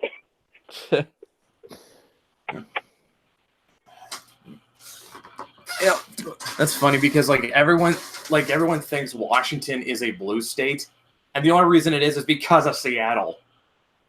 Yeah, it's kind of weird because it is a little more liberal. Like they don't really socially, but at the same time, there is this very unusual thing about guns. There, Yeah, when it's you very get weird. outside of Seattle, you just run into a bunch of former veterans and gun nuts. That's true, and it's also interesting. Even in Target has a very no guns allowed, and there's the East Side, which is not far from where Seattle is. My dad heard this story from a friend, and the guy he was in Target and he didn't flash his gun or anything. What happened was he leaned over and they saw a little bit, and then they called the cops on the guy, and so the guy was like, "Oh crap!" So he just had to sit there. And the cop pulled him in and then proceeded to just talk shop about, oh, which gun did you get? Oh yeah, and they were just talking. And apparently he turns around and just chews out the employee because he wasn't waving it around, he wasn't doing anything wrong, and he just gave him the what for it. It's really strange. It was interesting. And this is not more the red state, which is kind of more the other direction, kind of towards Idaho. This was kind of in the deep, dark blue, navy blue part of the state. Is it almost in a sense more almost like a Midwestern state, kind of like Michigan, Wisconsin? No, it's very it's very that part of the state is kind of bougie, I want to say, but there is like a lot of families and stuff like that, and what they might have is more kind of more okay, be tolerant of everybody, and be multicultural and that sort of thing, even though it's mostly all white people and every 2 black person that exists. But it depends what part of the state. I mean, Brett could probably tell you more because I don't live where he lives, but that part of like Bellevue and Issaquah, that's kind of more that area. Yeah. Yeah. I can. Yeah, I would pretty much be I'd pretty much be the person who knows about what it's like living in Washington. I'll just say, like, I try to stay out of Seattle if I can, and it's all Seattle being pathologically progressive is only part of the reason. The real reason I hate going up to Seattle is every time I've gone up there, I feel like I'm suffocating. Like it does feel that way. It used to be really fun, even though it was kind of dirty. It used to be really fun, but it's not fun anymore. The parking's horrible. Like I went to jury duty. Traffic. You try looking for parking in Seattle, you can tell this was not a city that was made for vehicles. No, and they purposely make it even worse. It's awful. They purposely, basically, they add out these bike lanes, and then you add all the one-way streets. It is kind of close to, and it's not quite as dirty, but it's almost like kind of close to at least LA dirty. Oh God. Oh, yes. It's bad. It is so bad. Especially back when they had the I-5 jungle. Now, what that was a while back, Seattle had this homeless encampment under the I-5 overpass that they called the jungle because it was just full of homeless people just squatting there. It was like you guys have seen photos of like Hoovervilles, right? Yeah. Think that, but now put it in 2016 or so. Oh my God! You got like a bunch of fold up tents and stuff. It was basically a tent city, a little tent city on there now. And these homeless people do not give a flying spectacle. They will steal like roadway signs and stuff. It's just like, what the heck? In a way, you kind of admire it in a twisted way, but it's just like they do not give a flying spectacle. Although, another funny thing about the surprising side is also the workers. It's kind of the blue-collar, blue-dog workers and stuff like that. Yeah. They basically, when they wanted to put an extra tax on Amazon, the entire steel mill unions just put their foot down and said, no, we need work. You're not doing this. We can put up with all your weird rainbow stuff, but if you're in between you and money, we're gonna make you pay for it. Oh yeah. I mean that's essentially the thing with us in the Midwest is, it's like usually we vote blue, but it's mostly just because of job security. It's, the thing is with the whole like divide with left versus right in the country right now. The thing is with blue collar workers, they're policy wise they're liberal, but cultural wise they're very, very conservative. That's true. So it's like you try to divide the country over culture and policy. Well, the thing is, it's easier to lose your job than it is a culture. So when your job is gone, what else are these people going to turn to? Yeah, people vote with their wallets. That's very true. But what I'm saying is that it's easier to turn someone off from policy than it is culture. Right. So when these, especially when Democrats are like scratching their heads wondering, well, why didn't the working class show up? It's like, well, because you guys didn't talk anything about policy, and that's what they vote on. Right. That's very true. And it's kind of like, okay, what's the bottom line? What do we need to do? Because they kind of see them as kind of a hindrance a little bit. They're kind of a necessary evil, but if you really are bugging them, it's like, oh, forget you. Mm-hmm. Yeah. But enough about that. All right. Yeah, let's talk about something a little more fun. Yeah, like What does the chat say? what? Okay, so last thing Duskquill put in, it looks like a smug cats I wanted. I know he's talking about the hoodie. All this full of crackheads who haven't had an ounce of crack. What's more family friendly than gathering the wife and kids around the family crack pipe? Shots fired, open air mall. You mean a bazaar, a market square? I guess you could call it that. Yeah. Yeah.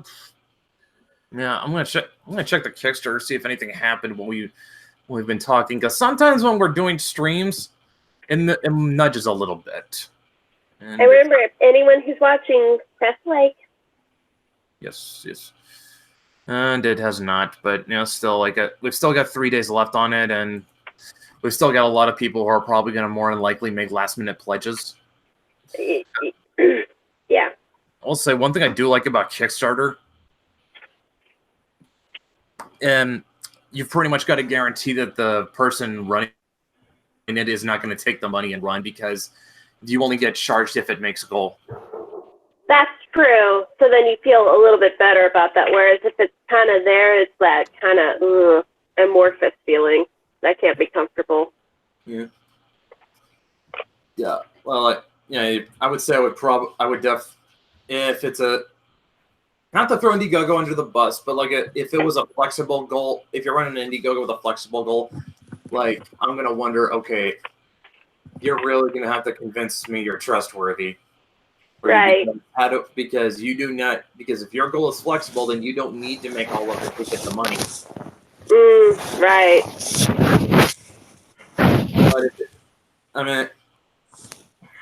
But like I said, if it's an all or nothing deal, then I've pretty much got to guarantee that they can't take the money and run. Can't stuff it in like breadsticks.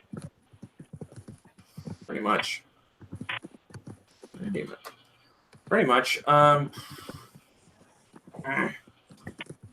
Does anyone else have any other questions regarding the Kickstarter or just the books in general? Off the top of my head. Now, will they, just out of curiosity, will they all be shipped at the exact same time when they ship, or? That was the idea that we thought, Matt, Dan, and I thought that we would make a better impression if we launched all 3 books together. Mm-hmm. How's that going, by the way? How's the Like production side. How's that going? the connection? Or no, I mean production on the production side. Like, are you guys? Well, Dan told us he's got an Adobe Kroger more or less all paid for. I can say that my tax refund went to Victor to pay for at least 17 pages of changing to get drawn. Matt, how much has Beth gotten done with Mythics?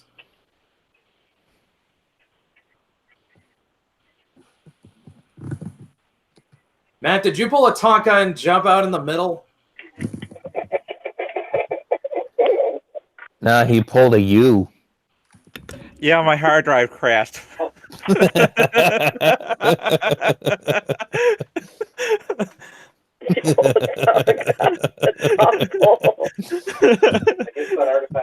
Yeah, I actually had to go to the bathroom, so just You basically did pull a Tonka. Also, Dan popped in the chat and put added and put a link to the Kickstarter.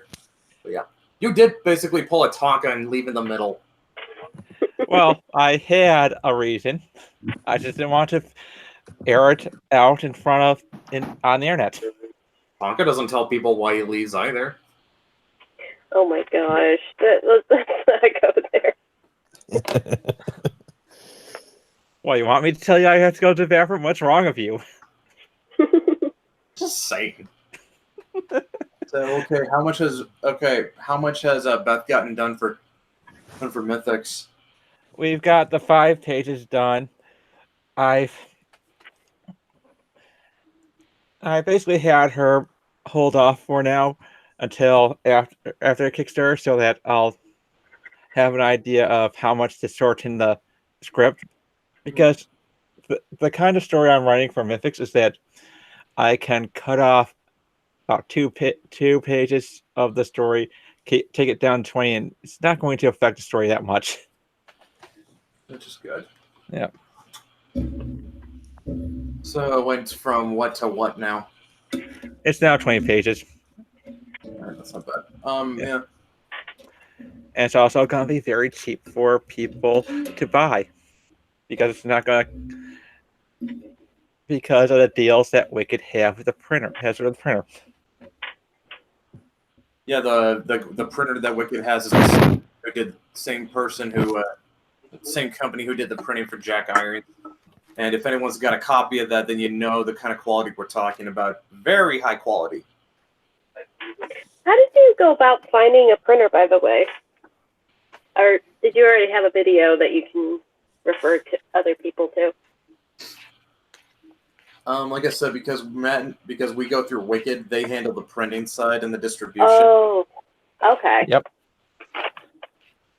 That's the advantage of having a publisher. They can do that stuff for you.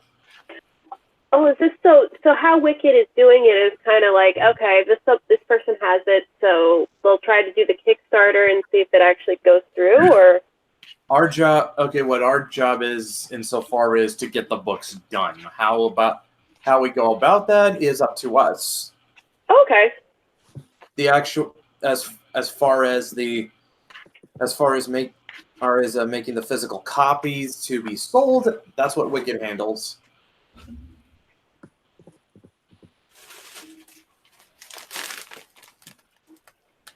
And I will say, like, people who if you're looking for a publisher, I cannot recommend Wicked enough because I read the contract and it was a thing of beauty.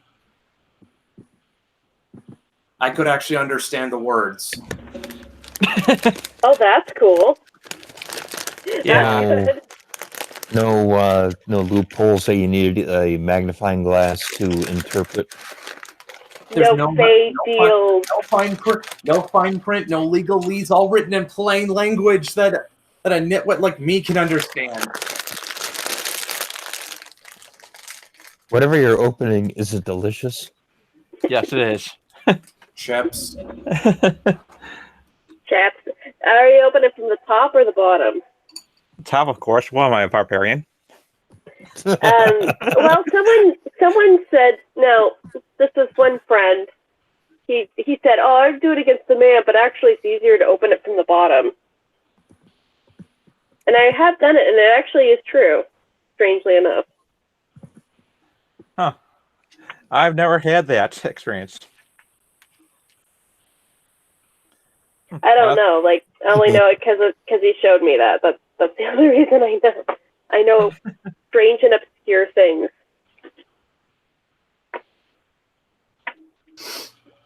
Yeah. Thus, I would love to get in contact with Wicked with most of my stuff. I just need money and artists to make the stuff. God, that's Very valid point. that is the sobering point. Unless you're that rare writer artist, you pretty much need to have money to pay people to do the stuff you can't do. Like, I can write fine. A rare writer artist. Yeah, I can write, but I can't draw. I can draw, but I've been trying to write, but it's been very, very slow. Yeah, we're not exactly Frank Miller. Frank Miller. We're not even Todd McFarlane. Well, Todd, yeah, he's pretty cool. I'm just saying, Todd has some solid writing chops. I think he just got in over his head. now, guys, we know we're definitely not Mike S. Miller. Or Troy. or Linkara. Oh, Yeah, that might be. Wow. The guy can detect Oh. potholes. That's savage. That was savage. Oh. That was a savage burn right there. It was? I don't know. Well, This is after that moment from The Lion King when the hyenas say Mufasa, and they go, "Ooh, do it again, Linkara."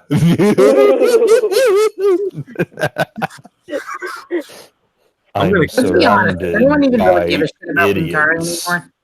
No. I'm gonna check. You know what? Just for giggles, let's see what his YouTube channel looks like now. Wait, whose YouTube channel? he had a YouTube channel Linkara. outside of Awesome. Oh He my has- god! He has 112,027 subscribers. Didn't he have 200,000? If he did, I didn't remember. All right, let's see. Let's see. 100,000 for the amount of time that he was with Channel I Awesome. could've That's sworn he had kind of 200,000. Ooh, here's kinda low. Oh boy, here's where it gets funny. He's got over 100,000 subscribers, and none of his videos seem to go past the 5-figure mark. Ooh, Hey. ouch. He obviously burned some bridges over the history of the Power Rangers videos. That and also, what was it? And- The whole Vic Mignogna thing too, Oh jeez. and bad mouthing Mike Miller, Mr. Miller. I'm blanking on his first name. I'm sorry. Frank Miller? Frank Miller, exactly. Yeah. He was saying some terrible crap. Yeah, like I said, you like it. Yeah, he's got over 100,000 subscribers, and his videos only get half the views. Is it? That's, See, I don't understand analytics, so I don't. I don't know, like If it's good or bad. So I guess you could say that his view. I guess you could say his views are stable. I don't know. but not anything to write home about. I don't know. Like, I don't know. I would think though, if you get like 100,000 subscribers, your view count should be doing a lot better than half.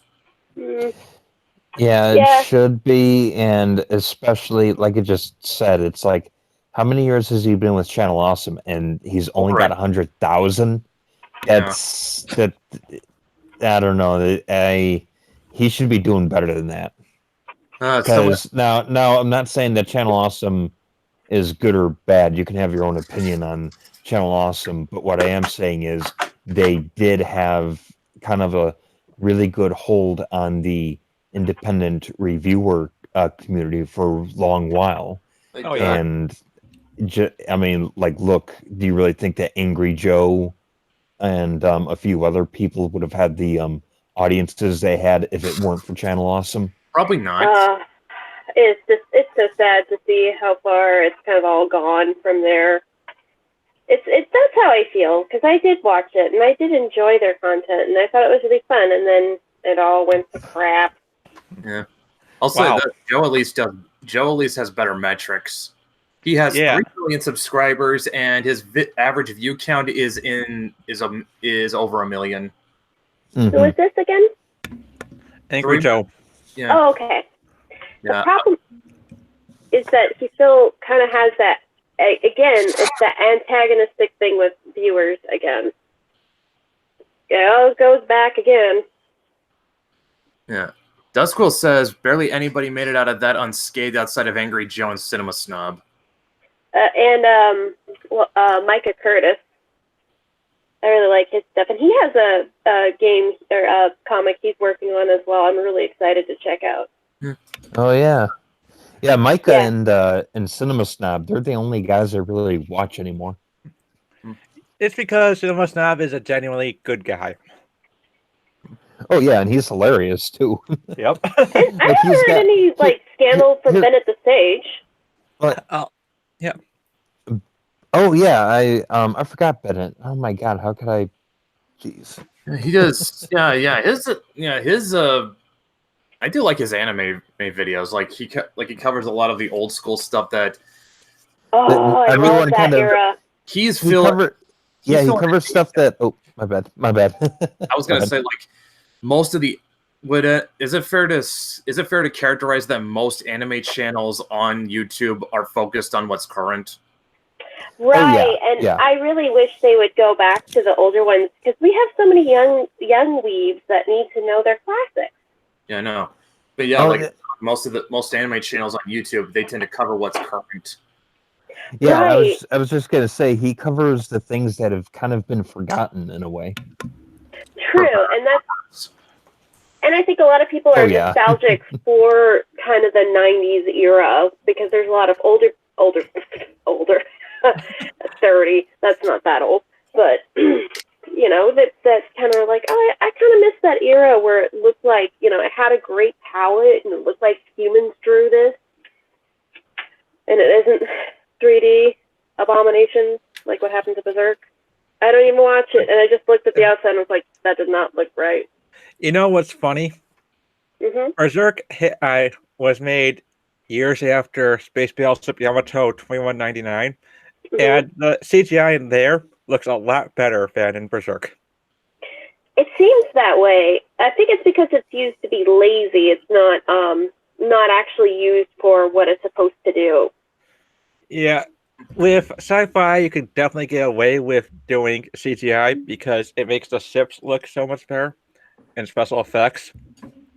But when you do it with something like Berserk, it doesn't have the same. It doesn't look the same if the monsters aren't hand drawn with the characters.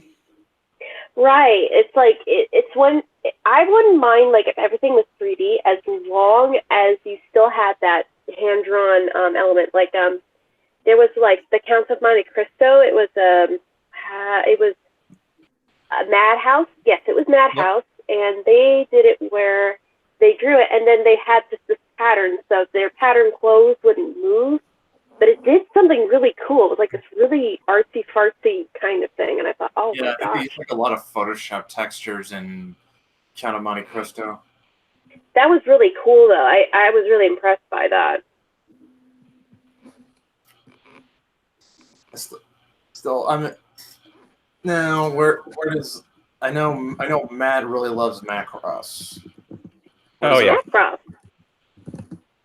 yeah. It's in the United States. It's more well known as Robotech, or at least the first season of Robotech. Did Robotech that's the one that had like I think It's I not remember called right- Robotech. It's called Macross. Get it right. Jesus Christ. Is it the one that got It's not even Macross because it's 3 different animes mashed together. I said the first season, so oh boy, Well, here we Weird go. fight. It's Well, called they're- Macross. Get it right. they're both two completely different shows. Even They though don't- they use the same animation, it's two completely shows. Can that's I about- just maybe a little unrelated, but can I just say how much I just love listening to nerd fights? I mean, what is better than arguing over something that is non-existent? I have no idea. Apollo the goddess says Mecha is shit. I swear to Here we God, go. I will nuke your entire chat. No. I Oh, still boy. so why, Go ahead. You'll be getting rid of those LARPaphobes. well, why don't you just get in? Why don't you just get in the chat and nuke it then, son? Come catch you outside. Wait, no. How you would say that? I Catch still, me inside? I don't know. As far as Mecha goes, for me, I mean, like about the only one I really actually liked was I swear to God, if you say Gurren Lagann, I'm going to be very upset. it's Gurren Lagann. I'm sorry, I can't sit down. I could not sit down for Gundam. It just doesn't. Wow. I have an unpopular opinion. Yeah. My favorite anime Gundam I liked was G Gundam. That's actually not an unpopular opinion at all. Which Gundam though? Not if I. G I got Gundam. a couple friends who Oh, hate. Gundam Gundam is good. Seed. What the I fuck? got a couple friends who hate G Gundam with a passion. My favorite Gundam was They don't know how to Mega. have fun then. Yeah. Sorry, My they're not favorite- your friends anymore because they can't have fun. Oh well, My no. favorite. G Gundam is a good palate cleanser in between like very depressing animes. My favorite Yeah. Gundam was Megas XLR. You know, if anyone said Gundam Seed, I'd have to say, you have no taste at all. No, Seed it would, MSV Oh is my- actually good. it would have to be. It would have to be Gundam Seed Destiny, Matt. Where like main Seed character. MSV is good. Seed MSV is good. Gundam Seed Stargazer is good. There are some good things that came from Seed, others not so much. Yeah, I'd like to see. I'd like to see you defend Destiny there, Smug. You know, one the main character I'm from not Gundam defending Seed. Destiny at all. Destiny's freaking I'm garbage. surprised there's no Gundam. What was it? Gundam W? Like, Gundam Wing. Gundam Wing. Yeah. Gundam Wing, yeah. Oh my gosh, I remember. This takes me back, like hearing. Tsunami. Wing was pretty Oh, boys man. with problems. What? One more time, I didn't catch that. They were. Gundam Wing was a bunch of pretty boys with problems. Yeah. Well, it's in most anime. And is that a problem? Well, unless it's like gets way too much into certain things. I mean, Macross Frontier had a main character who could pass off as a girl. Say what? You mean Turn A? Isn't that Turn A was most good. of? What? Isn't that most of like Yeah, the but when it comes, it plays into the character as well. When his nickname is Princess. Oh. Okay, now that's kind of cool. Oh, here's one. Does anyone remember this? Gun Sword. Gun X Sword? I'm working on that one. I'm actually working. I kind of getting kind of bored though, but I'm working through that one. Buddy of mine told me this one was pretty good. It's okay. I started it, and I have a problem with finishing animes. But my husband didn't care for it. He felt like it was kind of boring. It's kind of episodic, so they are moving through, but it's just kind of a little slower. Let's see. Well, where did everyone else stand on Gun Sword? Neutral. You didn't see it? Isn't it the same guy who designed something? I can't remember who it was that designed something. But yeah. You know, I think there was like this. There was a scene in like a. Does anyone remember the first? What was it called again? Project Echo. Does anyone remember that? Yes, it was on Sci-Fi Channel. Project Echo. Now, can you tell me about that? I'm curious. Now so Project Echo was basically it was like a movie back in the 80s. Originally, it was supposed to be a hentai. Won't take you long to figure that out. Oh, okay. Yeah, so what Project Echo was, it was a movie that was basically making fun of popular anime at the time, which was the 80s. So you saw a lot of references to mecha anime and Fist of the North Star. Yeah.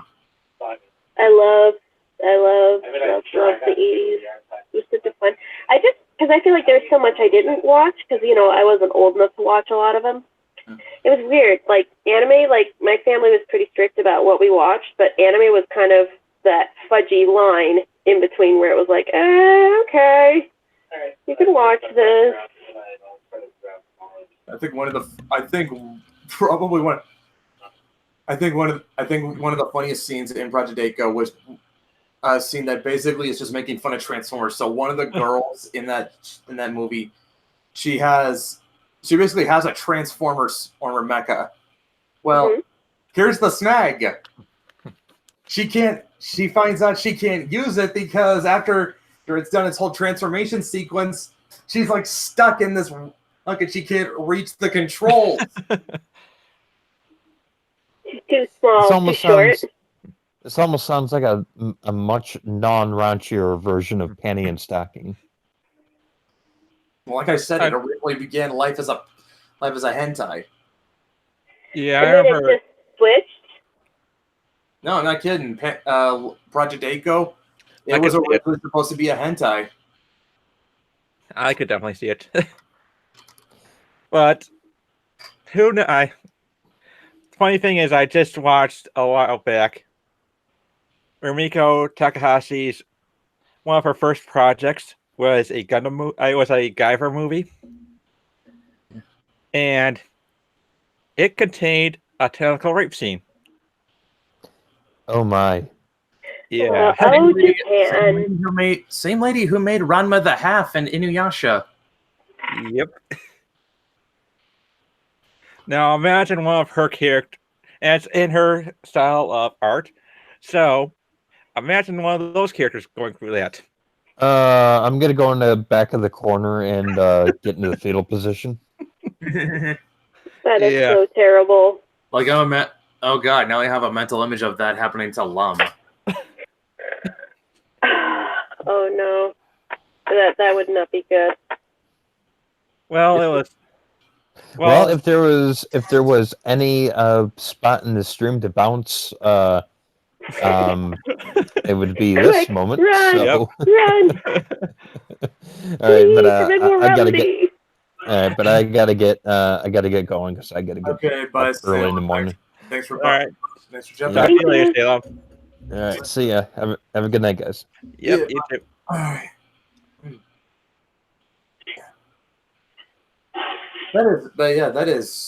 That's a horrible mental image for me to have, is seeing Lum violated by tentacles. Thanks, Matt. Oh, no problem. I mean, it's not my fault that one of her first projects was Guyver. Guyver.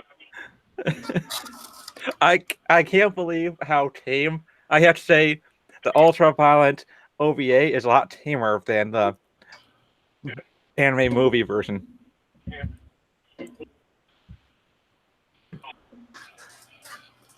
I just put the chat in its place, by the way. Uh-oh, were they getting saucy? Yes. Apollo the Goddess says everyone below is gay. Aqua 4426 says everyone above is gayer. I said everyone who is not me is gay.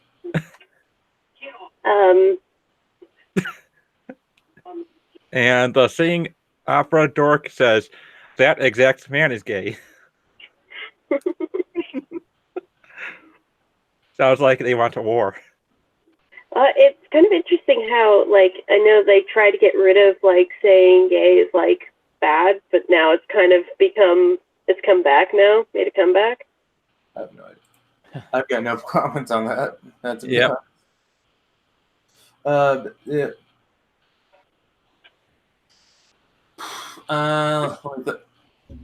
Actually, speaking of Guyver, did anyone know there was a live action movie that had David Hayter in it?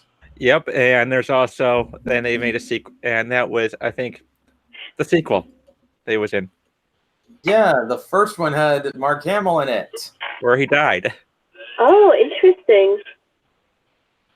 Was that where he got his, like, no, that was an actual car accident. Yep. Here's the thing with that Guyver movie. Like, I think it was given a PG-13 rating, but some of the stuff seems pretty R. What Well, I era think- was this again? 90s. 90s. It was. I know in the 80s there was kind of that, like, trying to find your footing, because it was, like, weird because they didn't quite have R yet. PG-13 did not exist until Red Dawn. That was Red Dawn was the first PG-13 movie. Of course, because Red Dawn is so patriotic. They're like, we gotta get the kids to see this. It was because Down with commies. Sorry. it was because it was too violent for PG, but not violent enough for R. So, did anyone know about the live-action Gundam movie that was an abomination? They wiped. Please don't talk about G Savior. I never heard about it. You don't talk about G Savior ever. No, he talks now. It was a really bad, poorly done CGI movie with live-action actors from Canada. So And Canada what- has Blame much, Canada. Canada has what's much funny? to answer for. Way to go, Canada! You killed Gundam in the West, you friggin' assholes. You know what's funny? The live action Gintama movie had a better representation for Gundam. Yeah, it had a Zaku and a parody of Star. And all it was just a. It was just. What was it? It was in. What's the mechanic's name? I forgot his name, Matt. I'm trying to remember. He's a forgettable one. I forgot his name. Ah, the mechanic from Gintama. Fuck. I don't remember his name. And now, because of Ready Player One, they're talking about doing a live-action Gundam movie. I would rather Hiraga. they didn't. I don't need another G Savior. It was Gengai. That was it. Gengai just had a fucking Gundam sitting in his workshop for no reason, but it was just there.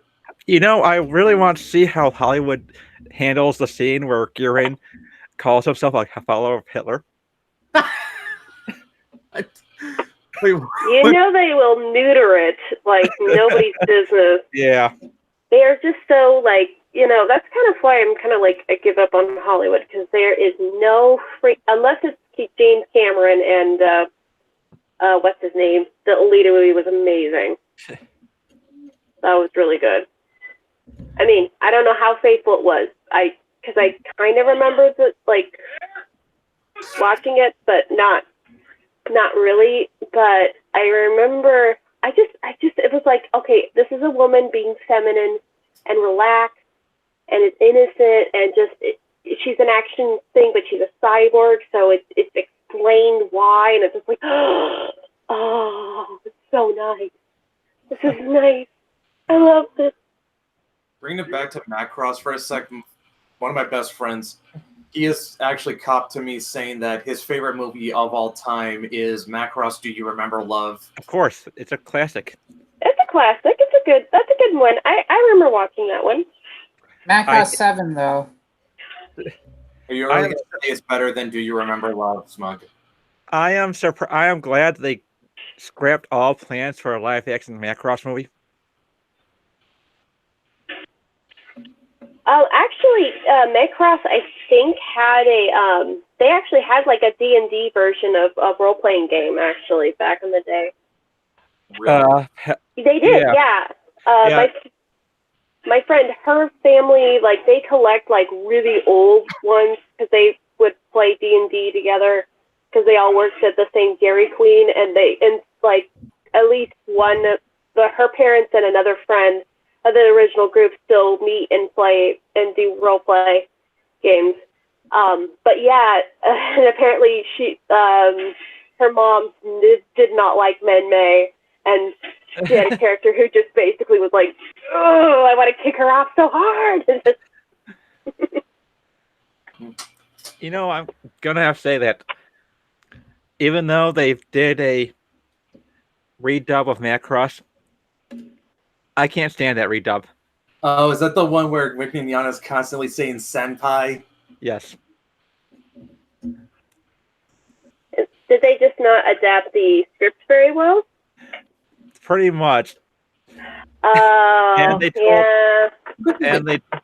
told Vic to do the Ed voice for Hikaru. And I said, ugh. Okay, it just wasn't a right fit. It was not right at all, was it? Nope. You want to know what makes it even more awkward? What? Monica Rial is played by she plays Misa Hayase. The love interest. Yep. Oh my gosh! Just like Apollo this the Goddess says live action Death Note is better than anime. Which one though? which one? Like, Is it, cause that, is it the Japanese one or the Netflix one? That is a good question. I think it's a Japanese one. I remember, like, because I didn't see it. I Oh. just saw the trailers, and they looked really interesting. Well, To be fair, though, with William Dafoe, like, he sold me on being a thing. It's just the rest of the script sucked. Apollo, Well- Apollo says it's the Netflix one. Well, Eh, Okay. Maybe yeah. just if you edit it to just William Dafoe, yes. You know, Netflix released the live-action Bleach movie. Live action what? Bleach movie. I am still salty that they could not get Rukia's hair to be more accurate. It's just like, what the? It's not that complicated. They have only one scene where she has the drawings. Oh, What's God. this one? I'm Bleach. sorry. It's Bleach. Oh, They do. Bleach. Yep, Japan did a live-action movie, and it was an okay movie. Nothing special. Here's something Dan says. The worst dub was the early Urusei Yatsura. They gave Lum a terrible French accent and kept her each a verbal tick at the end of every line. Picture that with no Japanese accent. I have to see this now. The French. Because she's so saucy. A ginormous flirt. I have seen the live-action Full Metal Alchemist movie. Oh, God. They did the worst thing they could have possibly done with that movie. They did all the worst things in it. I'm afraid. There's that Chimera incident. There's You know Used what death. the worst scene in Full Metal Alchemist is, right? Everyone knows what scene is the worst, right? there's two worst scenes. Imagine that terribly done live action, basically. Well, it's even worse because there's no Scar, so she's still alive in the live-action movie, and the military has her, so they're going to do all kinds of experiments on her. Oh, no. Yes, and they also did Hugh's death. Mm. You know, I gotta wonder if they're ever gonna try doing a live action Hellsing, because I'd love to see how they could fuck that up. That does not seem like it should be possible. Well, like they said, I for Hughes, I do recommend Markiplier. For looks alone, I don't know how well he can act. I'm just saying, does anyone think that they could possibly fuck up live action Hellsing? Yes. It depends on if it's in Japan. If it's done in Japan, it'd probably be like fabulous and quite interesting. Oh, come on! I refuse to believe even an American production could fuck it up. It's like so simple. Vampire kills other vampires, and it just has to be over the top and violent. How hard is that? You're talking about Hollywood. We're talking about Hollywood in Post Me Too. Post Me Too. Post Me Too with everybody having sensitivity readers. They would neuter that suckers. Although, I would say actually, maybe there would be some drum preferences. Drum preferences. That's all I need to say. No. If it's in Britain, it'd be Brexit references. Oh yeah, Brexit, exactly. No, they're gonna put in Trump anyway, just because. You know, Trump would. There would be a scene where he gets to kill Trump because why not safe. I mean, Doctor Who did that. Was able to do it. Apollo says live action fairy tale. I do love Apollo. Wait, which one? I'm confused. Which one? Apollo the goddess says live action fairy tale. Oh, and then she says live action Sword Art Online. Apollo's banned from having opinions now. I would say it'd have to be again. For that one, it might be interesting to have the guy who did Alita. I'm trying to remember his name. I can't remember. Yeah, maybe he did that. Maybe, because I just felt like, because that one's pretty simple too, but that's a harem, and there's no freaking way that would fly in Hollywood. Actually, I would trust a live action Hellsing with Robert Rodriguez. Like, that is that would be amazing. All you have to do is basically remake it from dusk till dawn.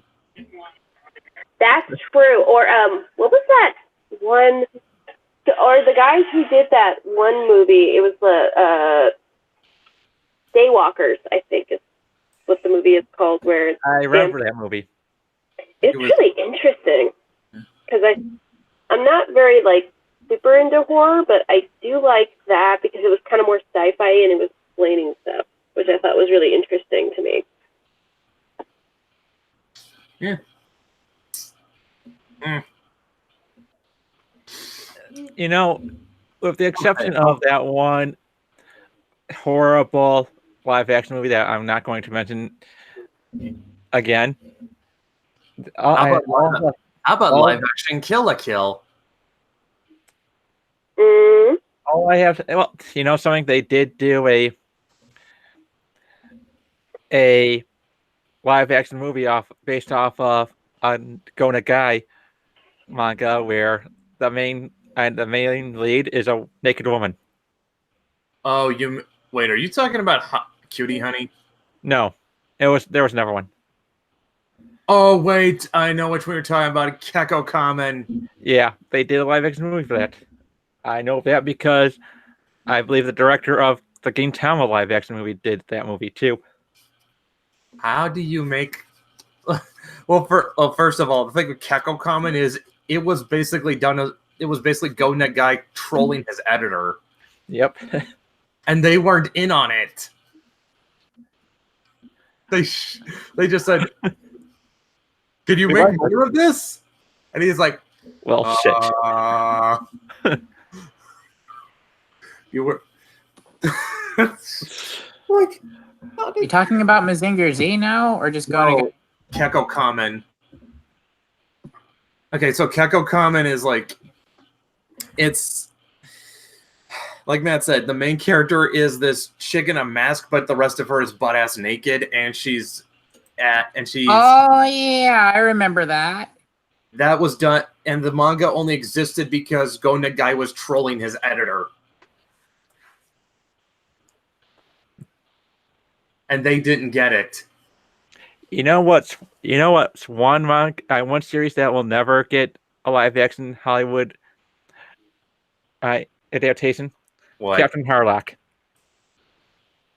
I'm upset now. At least Captain Harlock is in Super Robot Wars, so like, who cares? Yep. Actually, Captain Harlock, I could see if James Cameron got a hold of that one, that might be a possibility. Well, here's the thing. The main villain in the first story arc is a race of all women. Oh. Yeah. That gets problematic. Yep. So that's why they'll never do a Captain Harlock movie in America. All the more thankful for it. Apollo says Hentai Kamen has a live action. Of course it does. Oh, Japan. They don't care. Actually, here's something to wrap your head around. The live-action Cutie Honey movie, guess who directed it? I don't know. It was Hideki Anno, guy who made Evangelion. Yep. Oh, you mean him? The super depressive mecha anime that is really high up its ass and tries to get all psychological. He really is like high on his own farts. Kind of similar to what is it? I think with Evangelion, he was just really so locked in his own head because he was depressed. But he also was like anti-fan as well. But because he was just so talented. He was getting mailed razor blades. See, Okay. that's the thing. Like, anime fans, like, in Japan are, like, really hardcore. They don't F around. Well, you ever hear about that? What the producer of Princess Mononoke sent to Harvey Weinstein during the negotiations over the movie? Oh, this is good. What did they... Okay, He sent Weinstein a katana with the message, "No cuts." That was Hayao Miyazaki? That wasn't Miyazaki. That was just a producer. The I implication, love it though. the implication being that if they made any cuts to the movie, Weinstein would have to commit seppuku. No, I think it's more along the lines of the message was no cuts. Don't mess with it. Leave it alone. Leave it alone. I It's mean, fine. yeah, I mean the cut that the test audiences saw was basically they turned the lead character's sister into his girlfriend. Oh. Wait, I'm totally confused. In the rewrite, what Weinstein tried to push off was pretty much watered down and turned the main character's sister into his girlfriend. Oh, well, I thought And Sen was like his girlfriend, sorta ish. no, it's just because I guess they wanted to one up the dub of Sailor Moon, where they turned lesbians into cousins. Twin. So incest. It's incest, I guess. It's I just like guess it's a weird. They wanted to make it more family friendly, and instead they went into something that was arguably worse. Well, that's what you get with virtue signalers. They end up doing something worse. Yep. Well, if there's any anime that I don't think would ever get another anime that never get an American adaptation would be Gintama, namely for the humor, as well as that one arc where they made fun of gender bending. Man, the whole oh my, trans and trap and all that business is just like such a big knotted ball. They even take shots at trans too. So yeah. Funny thing about that arc was that the chick that got to play Ginkgo. She could switch between this kind of serious voice and this super girly one like on the fly. That was amazing. I just find it so weird that Gintoki would be so okay with being a woman. Well, why wouldn't he be? Well, he did fill himself up. Yeah, he did. He copped a feel on himself. Oh, but it's like holy shit, I have moved. Boy, I can't wait for that to be made into a sequel for the live action movie. Oh, come on. If guys could magically do something, what would happen? Gintama is one of those animes that, well, fucking not just the anime, it's the manga too. Like, this thing has been canceled how many times, Matt? Well, the anime's been canceled. The manga's never been canceled. Really? Yeah. They have what? Well, the anime's been canceled twice, Oh, but it's been brought back. And I think it is because... So, when they came back after the sequel movie, which is called The Final Chapter, they have a scene where Gintoki gets in front of the press and apologizes for misleading the audience. He just breaks down. He's just like, oh, I'm sorry. And he talks about how much the producers need money for their drug addiction, and strippers aren't cheap. I still think what's funniest is the ending because they put everyone on trial. Oh yeah.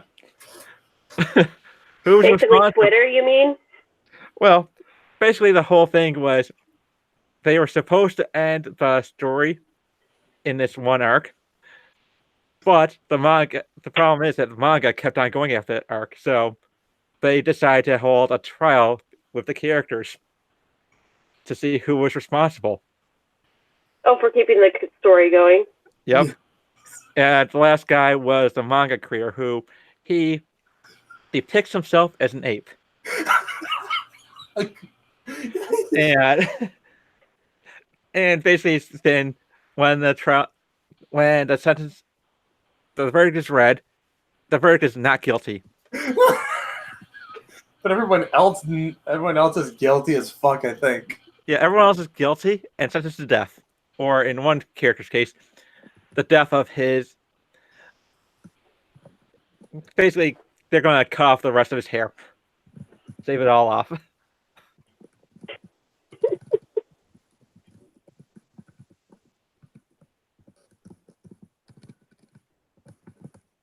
So now they don't know what to do since they also depicted this storyline to be the last one.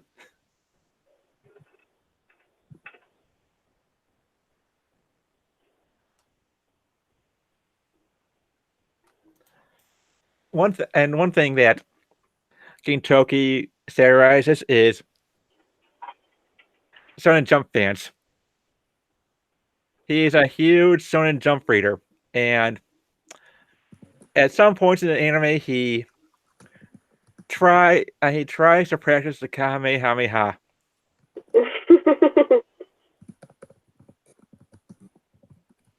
Which he actually does in the Shonen Jump video games. People love to do matchups of Gintoki and Goku going at each other with their Kamehamehas. But Gintoki's special attack is running him over with his Vespa.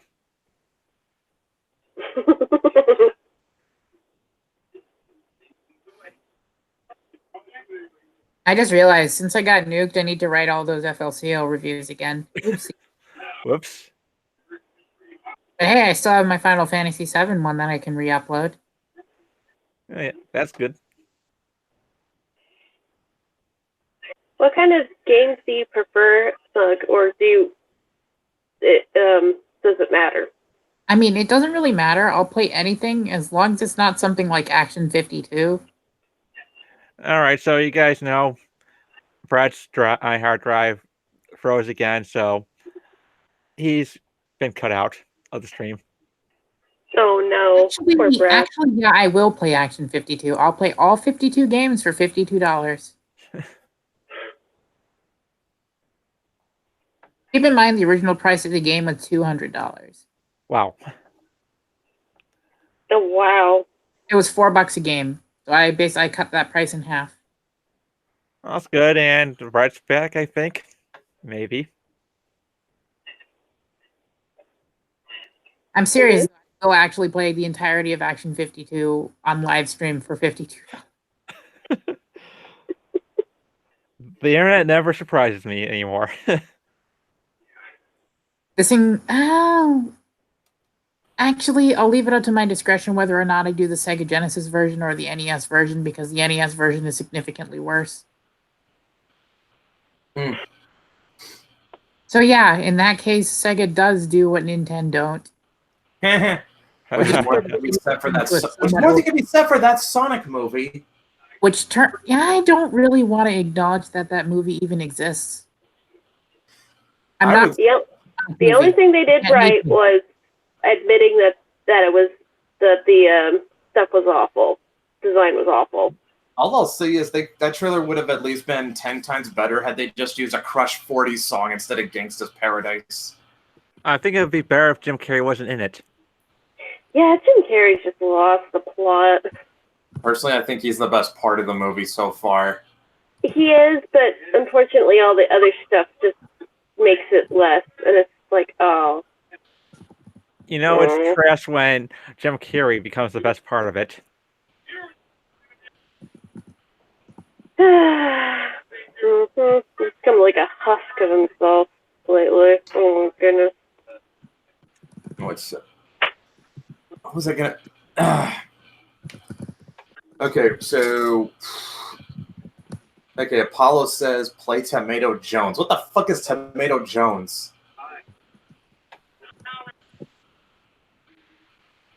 I don't know. I think I've dragged most of my audience into your stream. I apologize. It seems that I way. don't care. That's more. I don't care. That's potentially more people to back. And Hint, hint, cough, cough, shill. Shill, what exactly is your project for newbies? It's a shared universe involving folklore and shadow organizations ruling the world. So It is- Templars are Illuminati confirmed. Oh yes, Paladins are Illuminati confirmed.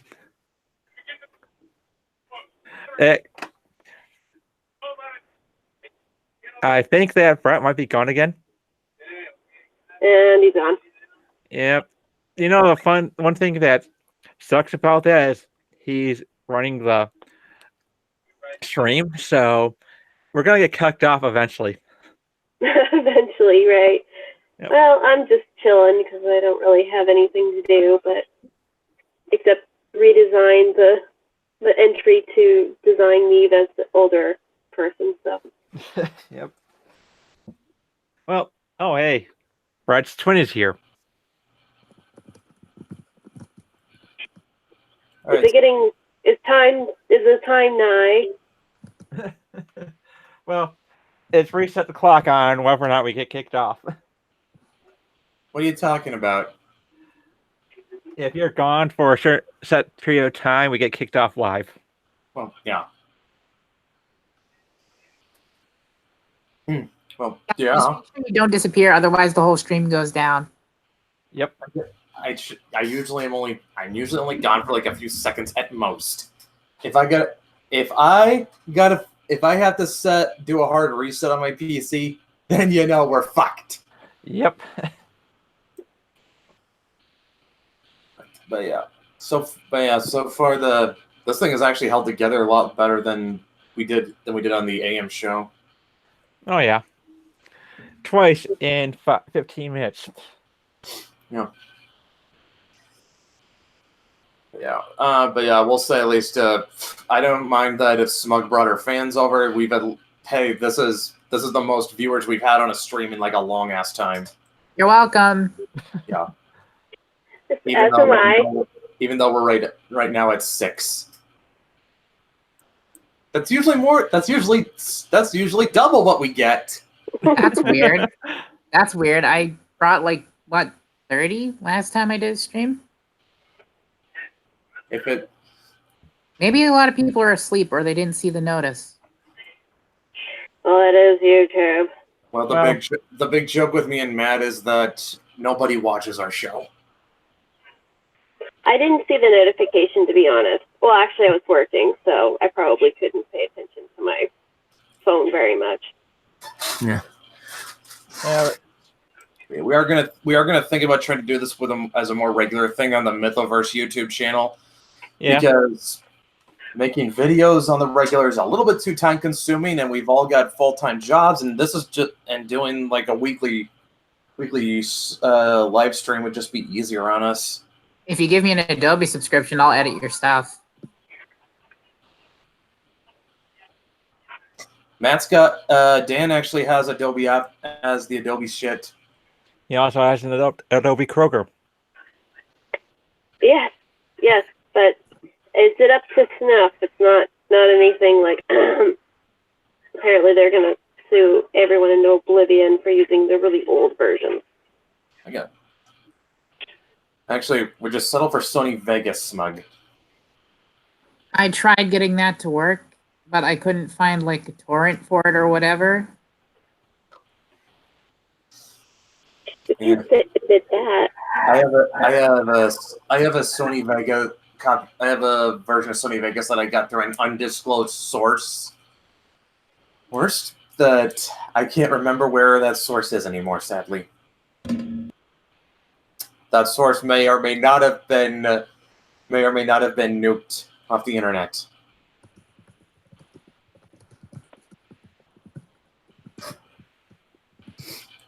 Yeah. Apollo says, "Sure, bud, you can barely keep a Twitter account." Hey, sure. It's almost like you. It's almost like you should do that. You know that thing in The Simpsons where where they have that gag, X days without an accident. X days without me getting nuked. Exactly. I'm pretty sure I've had more accounts than Mike Headley at this point. Yeah, I have not seen anyone who has gotten banned more times than you. 29 times? You're actually keeping count. Yes. You're actually keeping count. Yes. Remember, she's got to build her credibility. You can't be just anybody. Okay, Only the now fun I people get wonder, banned. you're doing this to see if you can set the record for most sites being banned off of Twitter. I could probably go to Guinness Book of World Records at this point. Most banned.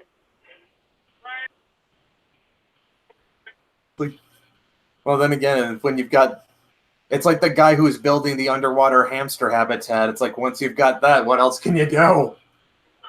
You mean the Hampshire? Hampshire? Yeah. Yeah, Hampshire. Yeah, that's just.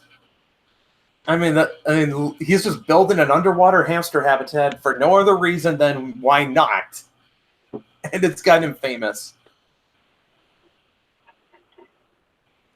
As long as the hamsters are not harmed in the meantime, it's fine. Well, he obviously knows what he's doing. So apparently, Sony's announced that PlayStation 5 is going to be the last console for them. The what? PlayStation 5 will be the last console for Sony. Really? No more PlayStations. They said that before with PlayStation 3, so The likelihood is The last very one. slim. There's no fucking way that the Sony fans would allow that. well, it's also their most profitable part of their company. It's the only part of their company that makes any money. Other than Sony TVs, moved apparently. to California. That's all I need to say. I think TV. I still haven't made that article talking about why it was a bad idea for them to move their HQ from Japan to California. Oh my gosh. I thought that was pretty I mean, you obvious. guys could just watch Ian's video instead. I might link that down in the chat or something. Yeah. How you better type something in the chat first so I can make you a moderator. Oopsie. Hang on.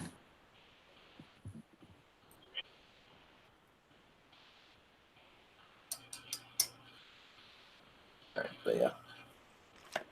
Apollo, shush. I already know that I've barely been on for 2 days. Come on. And you now have the wrench.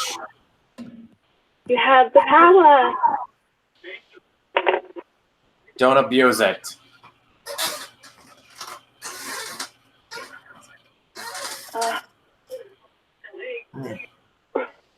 Like, I don't know. It's just I have to wonder, why would they move their headquarters from Japan to California? Like, is this supposed to be some kind of 4D chess move? Well, it might be just for their American side, because they sold their New York building for $1 billion and somehow still managed to not make a profit for the year. Yeah, Whoa. I would have to agree with Smug. I'm calling bullshit on the PS5 being their last console because it's like the only part of the company that makes them any money. Like I said, they did this before with PlayStation 3.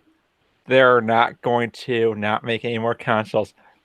They might call it something else, but it's just not going to. They're going to go bankrupt if they don't make any more consoles.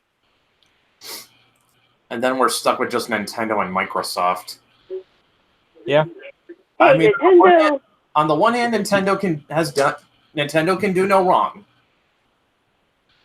Well, not do no wrong, but they're just not stupid when it comes to making money. They just know what they do and they do their thing. Yeah. Yeah. Microsoft, on the other hand, Okay, As a so Washingtonian, I apologize for Microsoft. they're better than Google. That's not Nah, much. none of them are good. They're all tech companies, and they all sold their souls to China Yep. and our data as well. So they're all bad. Got out of the CIA first. Well, that's to be expected.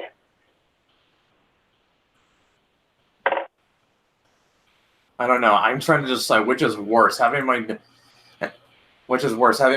personal information sold to the CIA or China. CIA is going to have it eventually if you live in the U.S. I hate to say it. I'm honestly having a hard time wrapping my head around which is worse. Well, with Sony, you might get another Ghostbusters reboot. Microsoft is okay, but their consoles need an upgrade. Yep. Barely play Halo 3 without the frame rate dropping. I don't know. I'm hearing people saying they're going to drop using the Microsoft Office suite just because it's too damn expensive. Oh my gosh! It's like, dude, you're not Adobe. You can't demand that sort of thing. And I keep losing mine, so it's just like,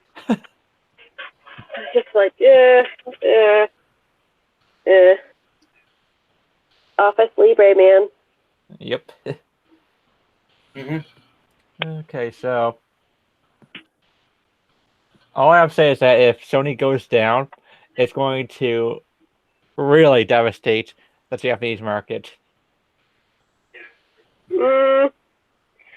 I think Nintendo will fill that vacuum, and they'll be smart too, because they're not going to play that whole censorship games as we've seen with Bayonetta. Well, not just that. I mean, like a lot of the Japanese market has moved on to mobile gaming. Yeah. Ew, gross. Smug And I like a lot of mobile games, but I'm just like, don't like mobile games. I like some, but not a lot. I said Smug don't like mobile games. Don't get me wrong. I really like Kingdom Hearts Union Cross. I like friggin' what's it? Fate is fun sometimes too. Fire Emblem Heroes, Duel Links, but that's about it. I just really like how some game companies will just be really stupid about it, like Blizzard, where it's, what, you don't have a phone? You don't have a phone? Oh my gosh. How elitist does that sound? Yeah, that was not a good look for them. Nope. Although I'm pretty salty that they locked a bunch of Godzilla mobile games to Japan, like Kaiju Collection, because that looks like fun. But Japan doesn't trust them to do good work, so I don't blame them. How are we still live, Eric? Simple. It's the same reason that Kumite can go on for 8 hours. Well, all I have to say is that I'm grateful for the PlayStation Portable for not being region locked, so I could play the game Macross Ultimate Frontier. Mm-hmm. I got it. Here, it's by the power of God in anime.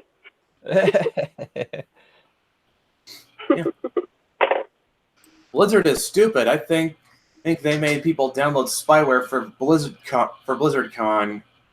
I wouldn't be surprised. Oh, I found out something fun. What?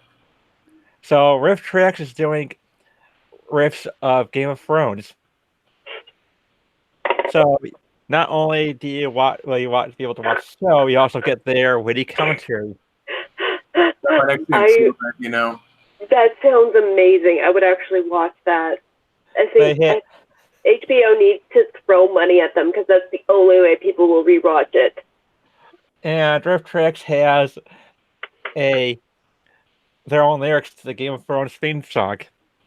And in their case, it's a love song. Mm-hmm. It's a song of fire and ice. No,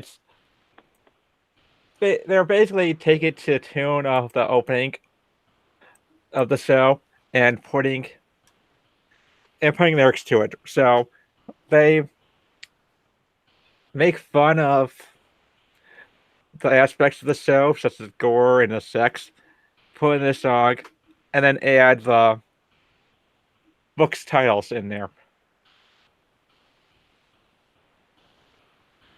Mm-hmm.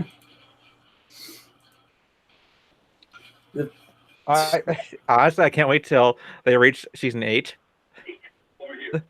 Oh, they're gonna get so much material to work with when they get to season 8. Oh my gosh! Especially with all the crabby people, it would be like cathartic to watch. Oh yeah, I'd love to watch the Rift Tricks live of the room as well. Oh, I have a question for you. Yes. Can we wear iron What? or surgical steel? Meef. Oh, Brett, What? can Maeve I don't know. wear iron? Iron, because she's half fae, so I know that iron is like something they're not supposed to touch, or surgical Iron. steel. Okay, let me put it this way: Iron for Maeve is not like Kryptonite with Superman. Okay. That being said, she can't Is it- phase through. One of her abilities is that she can phase through solid objects. She cannot phase through iron. And if she was to get whacked with an iron bar, it would hurt her. But that probably means she can wear jewelry. So she could actually wear surgical steel. Oh, interesting. Yeah. So she could wear that jewelry. I'm just asking for a design thing. I don't want spoilers or ahead of it, but I was like, that was only one thing I had a question. Go ahead. So in other words, if she was wearing surgical steel items, would that cause As long her as it- issues? It just has to not be iron. Anything but iron. Okay, so she can do other metals though? I don't think steel's gonna affect her, since like I need to double check just to make sure I have this on hand. Just to make sure I have this correct. I need to make sure I think, because I know surgical steel is basically the same thing. 'Cause alloy. I went, We have iron and carbon and sometimes other elements. I think as long as it's not pure iron. if it's a combo, it won't affect her issues. Okay, because I'm just trying to design. Would copper be okay? I guess. Like I said, yeah, copper, silver, brass, gold. Okay, because And that was the only question I had for design wise. steel. Hold up, let me see.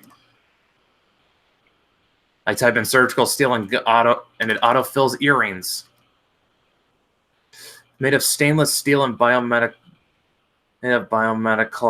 Let me check what stainless steel is made of.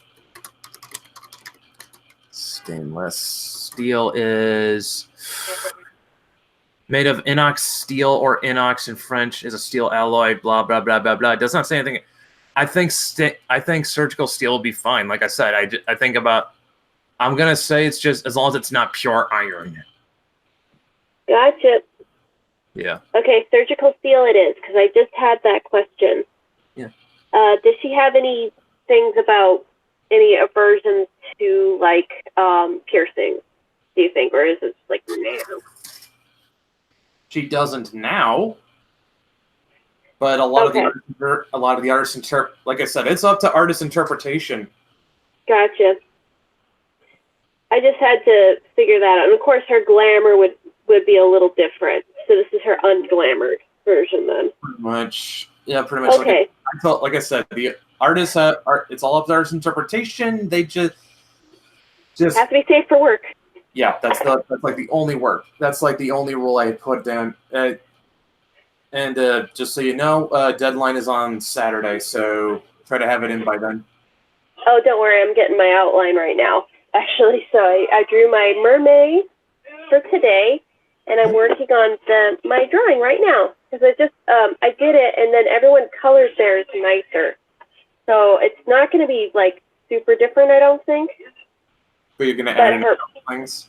A new entry, yeah. So it's not going to be super different, I don't think. mean, if it's, I mean, if it's, I hope, hopefully it's not like make people feel like, oh wait, she got a second try. You would be the first. You would actually not be the first because Why? Shinobi Raccoon actually had one design that he submitted in before going for a different one. I remember. Oh yeah. I remember that. Yeah. So I wouldn't be the first one. Okay, good. So, I yeah, just don't want people to feel like they had an unfair advantage or something. look, it's just let me put it this way: you can turn in a redo if you want. It's just got to be, and all you got Before the deadline. Yeah, just got to meet the deadline, and you just got to say this is the definitive version. Gotcha. That's all. All right. Well, you follow me, so that'll. I do. Yeah. I try to. It isn't like too annoying or anything, or like it's that with the art and the consistency of what I've been uploading. Just like I say, you want to just upload it and tag me in it. That's all you got to do. Okay, sounds good. All right, I'm working on that right now. Honestly, I'm curious to see how this is going to turn out. It isn't. I also felt like I forgot her eyeshadow, like how dark her lids are, and it actually works out much better because her expression is a lot closer. It's still soft, but I do want her like, I do want to do one of her doing a banshee scream because in the system I thought of her like, you know, she has this very soft, kind of alternative vibe, but then but mostly she's kind of a chill hippie, you know, Northwest kind of, you know, that's the chill vibe, and then she like screams and does this unearthly scream, but I don't know if that's part of her powers. Not really sure I know how to answer that question, just because Don't do it. I'll just keep it basic then. Because then that's less to draw. Like Way less to draw. Like I said, it's all artist interpretation. Well, and I guess I'm also trying. The other thing I want to make sure is that it's simple enough of a design too, that the person isn't like, oh my gosh, shoot me, it's so complicated. It's like because that would suck if you have it and then it's like, oh my gosh, just shoot me, this is so complicated. I think it's actually kind of I've really enjoyed getting all the different takes on what people think Maeve's gonna look like when she's grown up. I really like one of them was like, even though I'm definitely team long hair, I like I'm blanking on her name, but where she's like the side shave. Oh, the one where did. Yeah, it was like, but it's like kind of wavy and it looks gray. And she's like, well, if you already have short hair, it just gets shorter when you get older. And I'm like, oh, that's kind of a nice aesthetic choice. And I thought, oh, that's really pretty. But I don't know. I really like the idea of long hair, and I always get happy when I see a long hair design. Maybe it's just like I'm so like anything that is feminine, I'm just like, ugh. Like I want it back, damn it, please. Like Really? femininity, return. Really? Well, and I think it's maybe people are too scared, or they're like, oh no, what if they feel like, oh, it's too feminine, or you know, oh, what if they think I'm repressive or something silly? And it's just like, no. If anything, just make sure it is true to the character in your head, and doing that. Although it's not bad to do some investigation, I guess is what I would call it. Like if you're like, well, what do girls like? What, or why would this particular girl like something? Because those are like legit questions to ask, in my opinion. Well, I can tell you she's okay. So, and she likes video games. I can tell you that much. She's also a really big fan of what's a My Little Pony knockoff in the Mythoverse that Ginger created called Ultra Unicorns. Ultra Unicorn, I love it. I love it. Yeah, I was a brony back in the day. So You mean a yeah. Peggy sister? Yeah. Actually, I was weird. I used the moniker brony. Like, I always saw it as, like, a gender-neutral term. Yeah. I know that's really strange, but anyway. Let me put it this way: if it's supposed to be a My Little Pony knockoff, and I've actually watched episodes to sort of get an idea, to get a feel for the show and see how it was written, and like it's not hard to see. Like if you grew up like being the weird kid like Maeve did, you didn't really have any friends. This would be a show you'd go to escape in, and And imagine what it would be like to have friends. Oh Yeah. my gosh, you'd I feel totally relate to that. yeah when it's a show where the whole thing is about solving problems with friendship, it makes you feel like maybe you do have friends. Right. Although it can, I think this is making me think of Cloudfish TV, the wife of the team. I'm blanking on her name right now. I can't believe it. Neon and Geeky Sparkles. But she was talking about how kind of the fact everybody does, friendship. It's kind of doing the opposite, where if you don't have as many friends, sometimes that can make you feel a little more isolated because you may not make friends as easily. And it was really interesting. I was like, oh, because I guess her other job is she does like children's books as well, and I thought that was very interesting. Kind of an interesting little insight into that.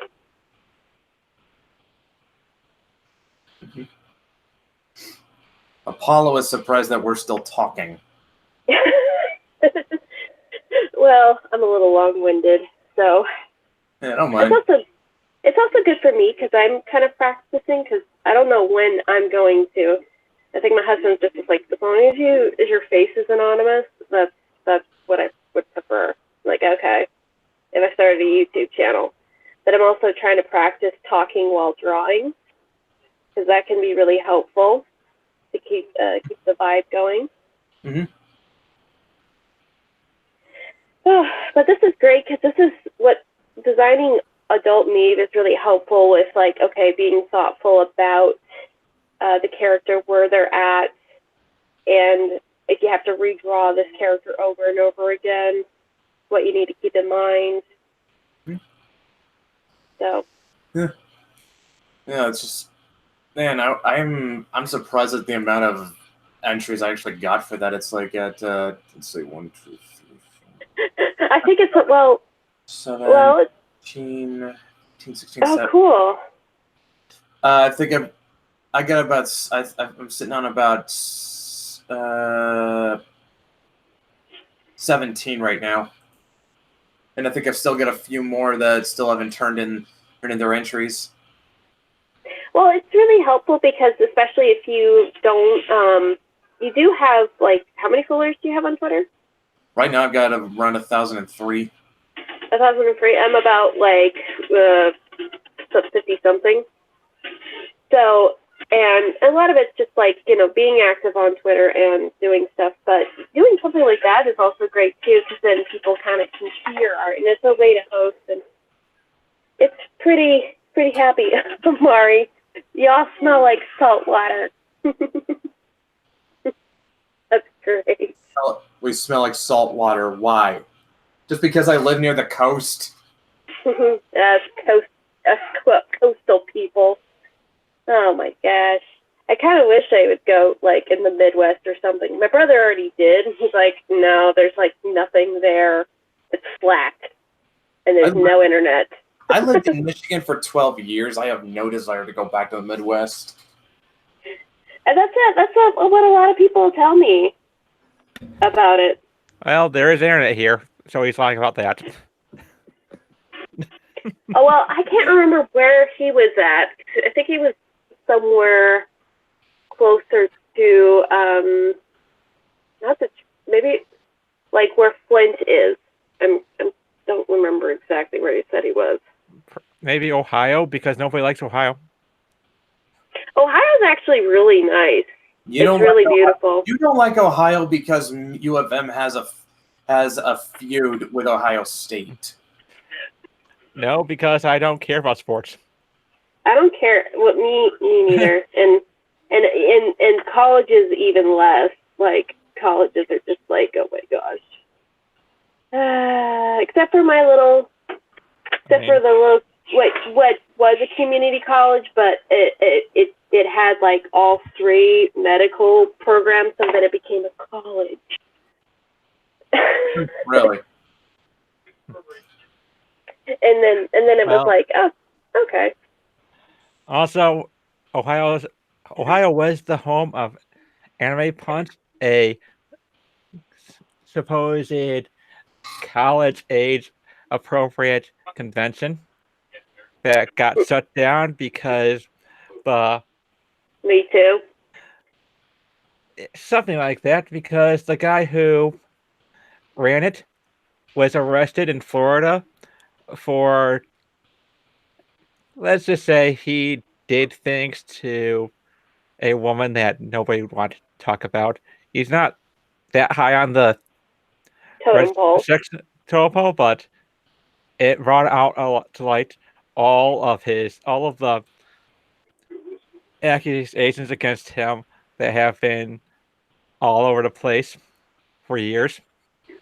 That's kind of the interesting thing is like post Me Too. I think it's kind of done the opposite, where now instead of people just believing it, now everyone's like, okay, I need receipts.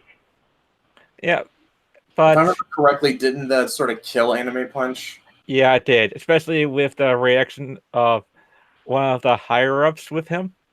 He Mm. said that I told the staff that they needed to stand with him rather than against him, and they did not take it so well, so they quit.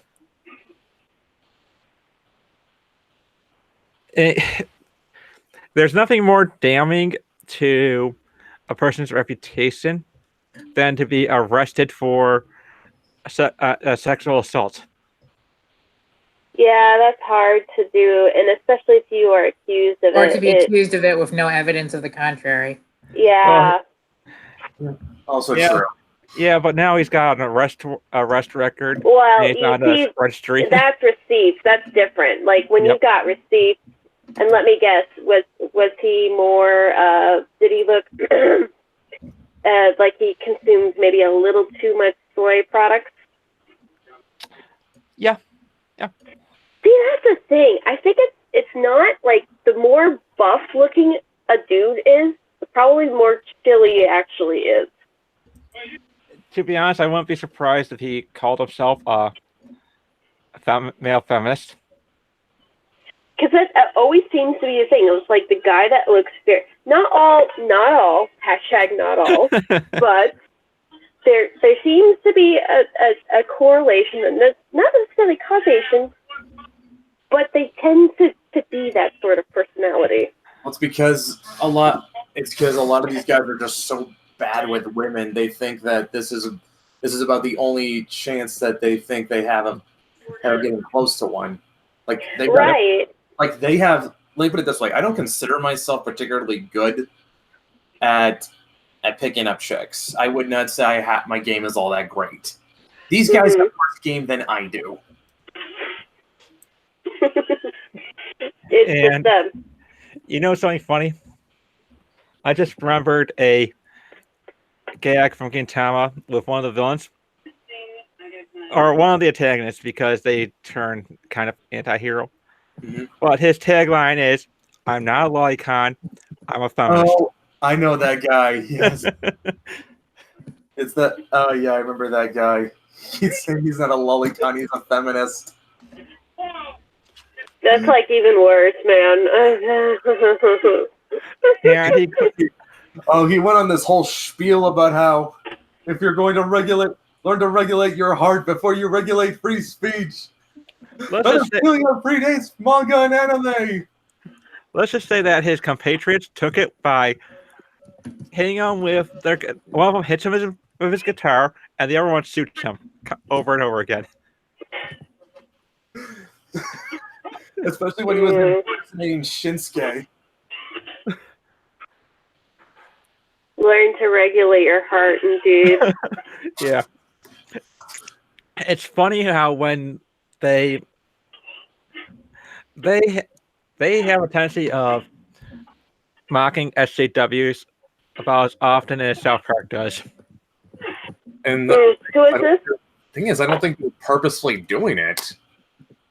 What are we talking about here? Gintama. I don't think Gintama. Okay, Gintama- right. Tama's mocking SJWs, Matt. I don't think it's by. I think it's by accident. Yeah. I don't know. Do they have like that in Japan?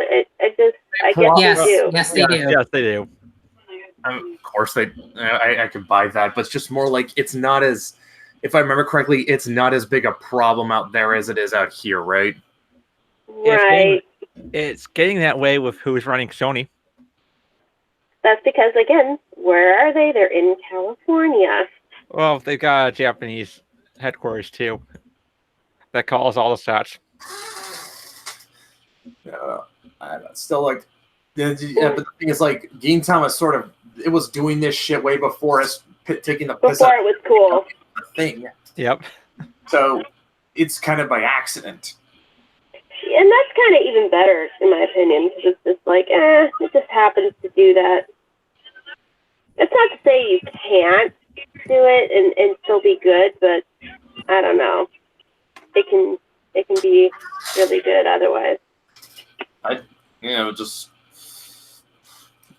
it probably wouldn't matter either way. It's just like I don't know. It's just like 'cause South Park. The difference is like South Park has been doing this shit on purpose for years. Uh-huh. And they actually moved out of California. They went to, was it Colorado or Montana? I can't remember which one. But they actually were like, nah, we're out of LA. We don't want to be there If anymore. I'm not Trey and Matt, they relocated to Colorado. Oh, yeah, that's it. Right. What happened once they moved there? They were happier. Yeah. Oh, yeah, definitely. Kind of. Yeah, definitely. Well, definitely. I mean, like for one thing, at least they got access to legal pot out in Colorado. Of course. Gotta go where the pot is. It's like, Yep. I don't know. I'm definitely more on the like, whatever. I mean, you could legalize crack for all I care. I have smoked a joint before. I spent the whole night on my couch thinking to myself, okay, why do people hype this up? I think it's good for like when you actually do need it, like if you are suffering with cancer or the TCH medicine. Although that one they just sell, like here in Washington, they just sell that stuff over the counter practically. The not TCH, but I can't remember what that oil is called, but yeah, they just sell that over their pharmacy basically, and it's just like not a big deal. It really isn't. Cannabis oil, that's what you're thinking of. Yeah, and I heard now that stuff is like even the one with the TCH is really good if you have issues sleeping, and it's non-addictive, nothing. But I do think it's very hyped. You know, the funny thing is that before it was legal in Michigan, it was only legal in Lansing. Really? Yeah. So I guess the politicians could get high. That explains a lot. Oh, what was it? Which politician was it? It was a guy in Florida. It was like, okay, make testing a thing, and then he got busted for having cocaine. And it's just like, well, wait, he wasn't wrong though. He got caught. We should do all the politicians. I think it was because it was like, because he was going to cut people off from their benefits or something. It's like, well, I mean, I don't know. Yep. I don't know. Just you need all your marbles to do stuff. Yep. You know, I looked up Anime Punch, and there's a website called Anime Punch Cosplayer Survivor Support Network. I have to wonder why Internet Historian has not done a video on Anime Punch. That would be so good. Oh my gosh. I think we just need to send it. Because I know, like, when, what what was it? I was listening to Hero Hey kind of a little bit, and he was like, oh, I don't know anything about this. And I'm like, I remember tweeting at him, like, dude, talk to Micah. You get the dirt. And then eventually, probably like a million other people. But I think if you just tweet at him, like, dude, get this. It's so good. Oh, holy shit. I definitely So- enjoy Internet Historian's videos that he did on DashCon and Rainforest. Well, I looked Now, at Rainforest, I feel kind of bad for. Why do you feel bad for Rainforest? Because, as much as, their furries are super degenerate, compared to everybody else, they actually put their money where their mouth is. Or maybe some other I actually went lurking through the comments section on that video, and I found a comment by Adam from Your Movie Sucks, and he said Rainforest was inevitable because it was basically made up of people who were banned from every other con. Oh, I see.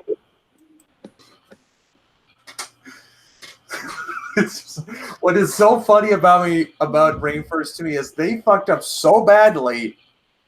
They got banned from every hotel in Washington. I know, right?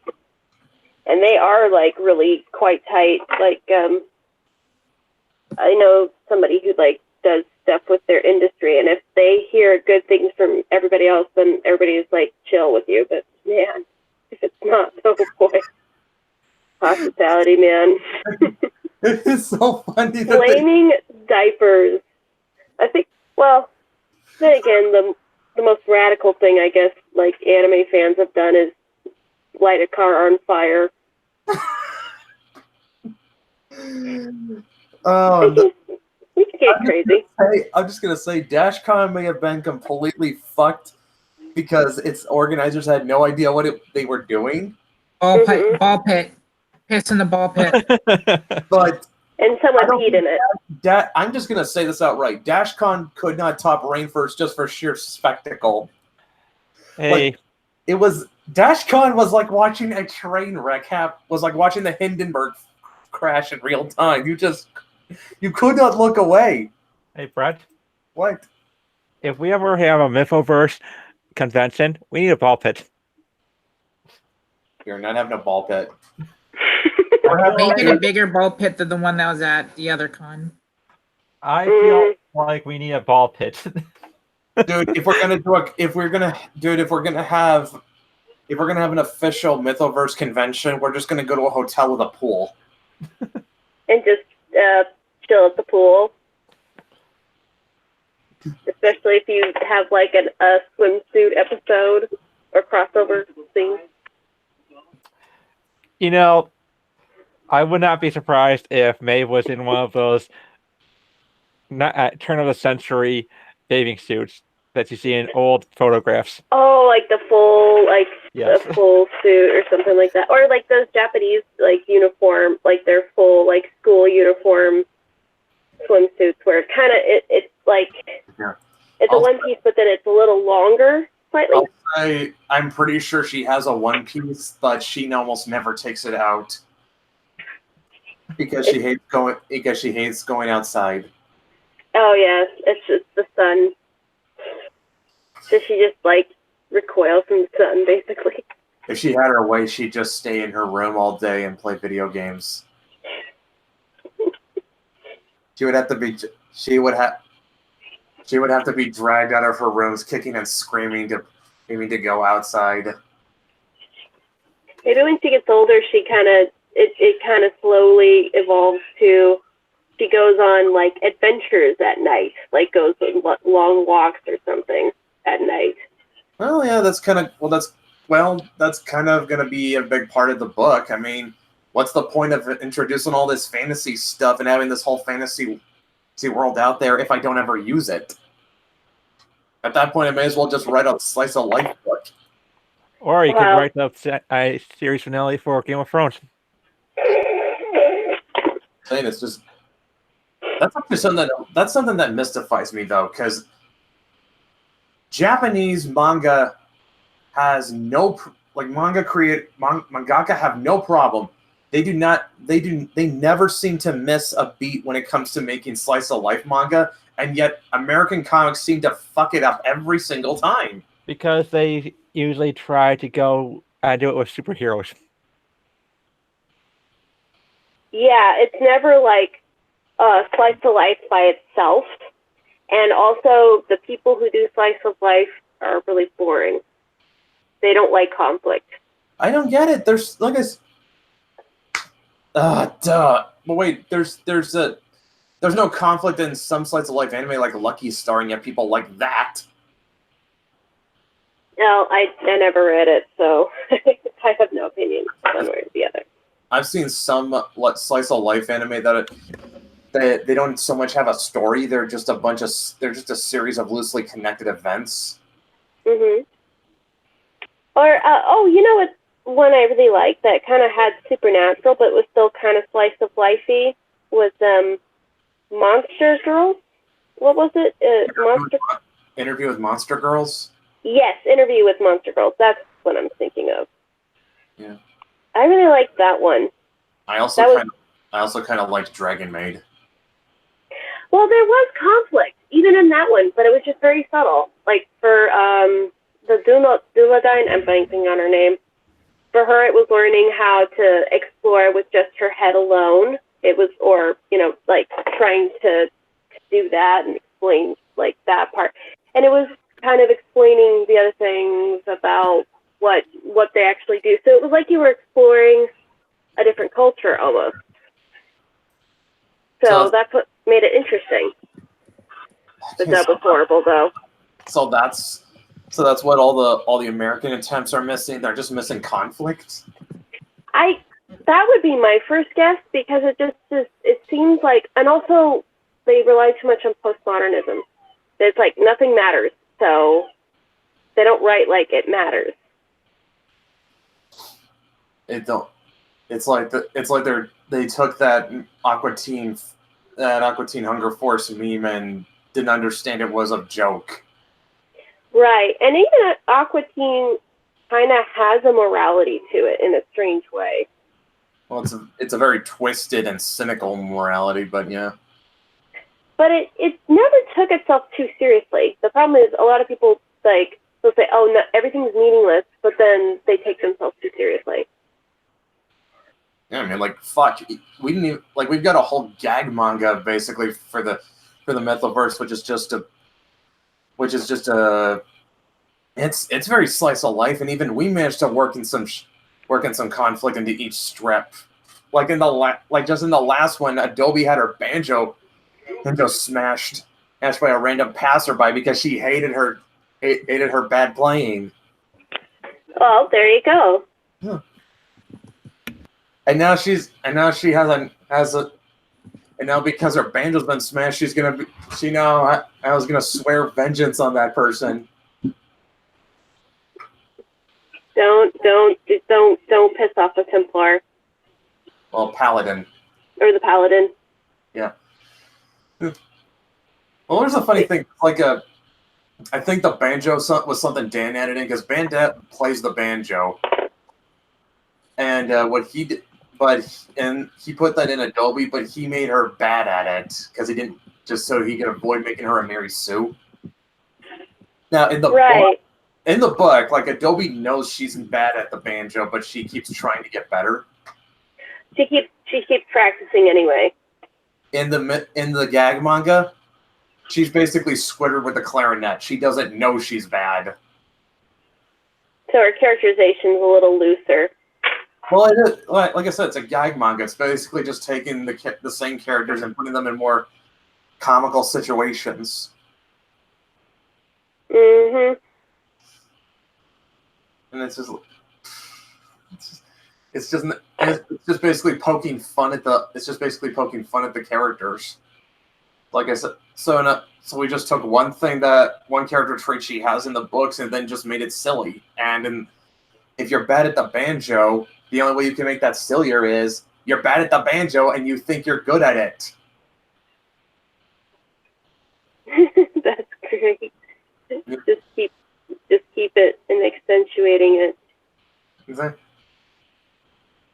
Yeah, I mean, like, fuck, we even kind of did a bit of a role reversal with Adobe and Althea in that manga, and they still feel like themselves a little bit, because, like, the first gag manga actually introduces Adobe as being the responsible one, and Adobe and Althea is just shiftless and drifting from job to job, waiting for her writing career to take off. We kind of switched the places for the characters for where they are in the actual comics. Yeah, because in the actual comics, Althea's the more responsible, mature one, and Adobe, you wouldn't, at least right now, you would not trust her to watch your kids. Well, it'd be more like she would show them sharp, pointy objects. Among other things. Like, and then but the kids would be perfectly amused by it, but also in the gag manga, Maeve's a baby, and her scream makes things break. I saw that. That was great. I think one of the funniest gags we did with that was the second strip where Adobe's getting ready to give her a bath, and Maeve just screams at her. It's like she's being blasted by a wind tunnel. And then at the end, she's getting ready to ship Maeve off to China. China.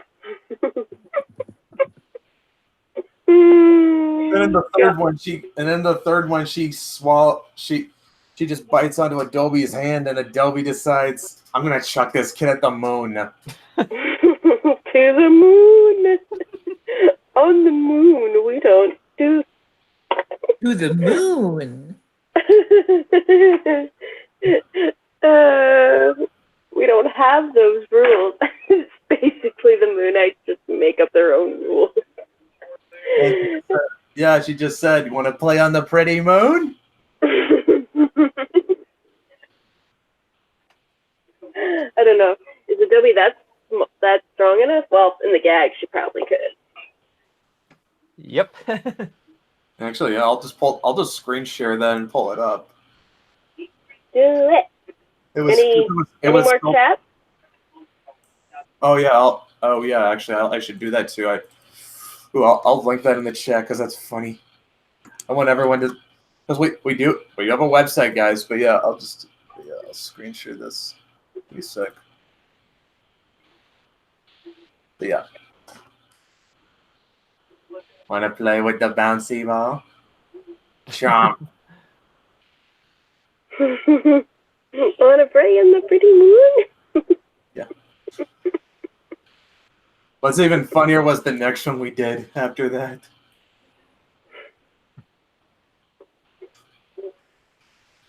Just that. Pay attention, because there's an important detail you have to notice. Let me see if I can see it. Oh, you'll see it.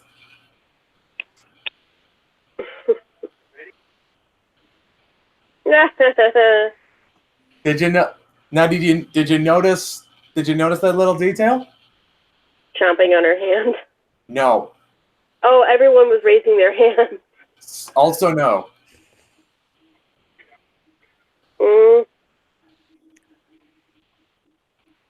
Notice that notice that the arm Maeve is attached to is kept out of frame. Oh. You don't see. See? You don't see it until you get to this panel.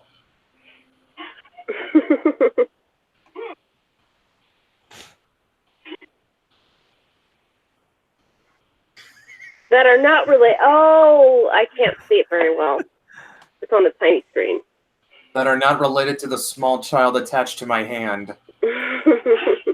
Everyone's.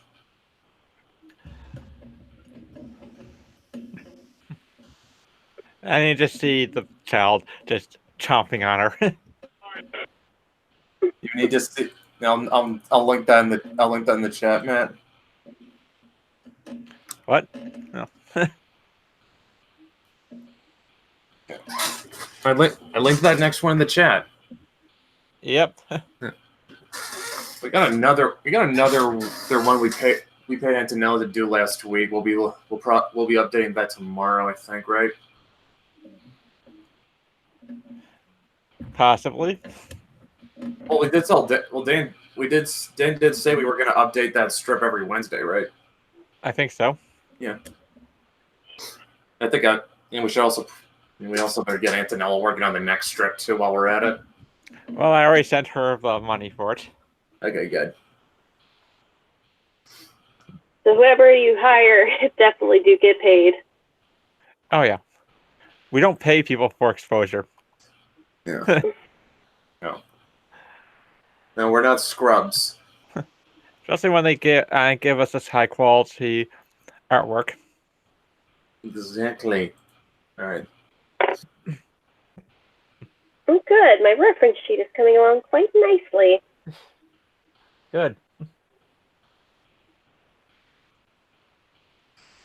Chat is dead, but I'm surprised we've still got people watching us. Yep. Well, we touched every pillow. We discussed the effects of Californians on Washington State and other states.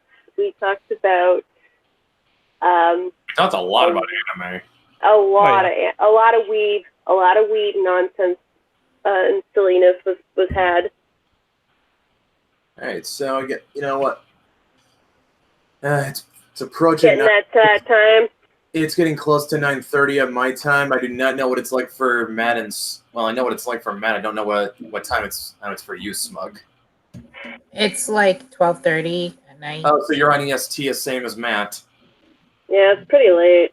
Mm-hmm. Okay. It's all right. I can go I for think like I got it. We've been going on for about 3.5 hours. Alabasta says, "Oh my gosh, the conk's adorable." Also, I'm making an adult Maeve pick. It'll probably look. Alabaster, as long as you get it in by Saturday, you should be good. All right. Yep. Hey, don't forget to plug me in the description, will ya? Yes. If you're not okay, first, yeah, you know what? We'll just do that. Okay. We'll start with Star and Smug since they're the guests. So where do they find you? You can just put my I'm on Twitter mostly right now. All right. I'll just link you guys as Twitter. Is that good enough? Yeah, that's fine. Okay. All right. Yeah. So yeah, just follow Star and follow Smug. They're both good. And if you can donate to the Kickstarter, there's a link in the description. And if not, you guys just are just RTing and telling people about it. That helps too. We appreciate every dollar we get, and we appreciate every fan we get too. So, Star, Smug, both. Thanks for both coming on. You guys, I think we plan on doing another one next week. If you guys are open to that. Sure. Thank you for having us. Yeah, and yeah. So yeah, we'll just. I think this is just a good spot to call it good. We will see you. We'll see you guys next week. All right. Good night. Same time, same place. Same time, same place. Yeah. We'll see what's Tuesday, going on, but if I can, I'll hop on. Tuesday, 6 p.m. Pacific Standard Time. Yeah, I'll see about being there next Tuesday. I can't make any promises, but I probably will be there. You don't know. That's all right.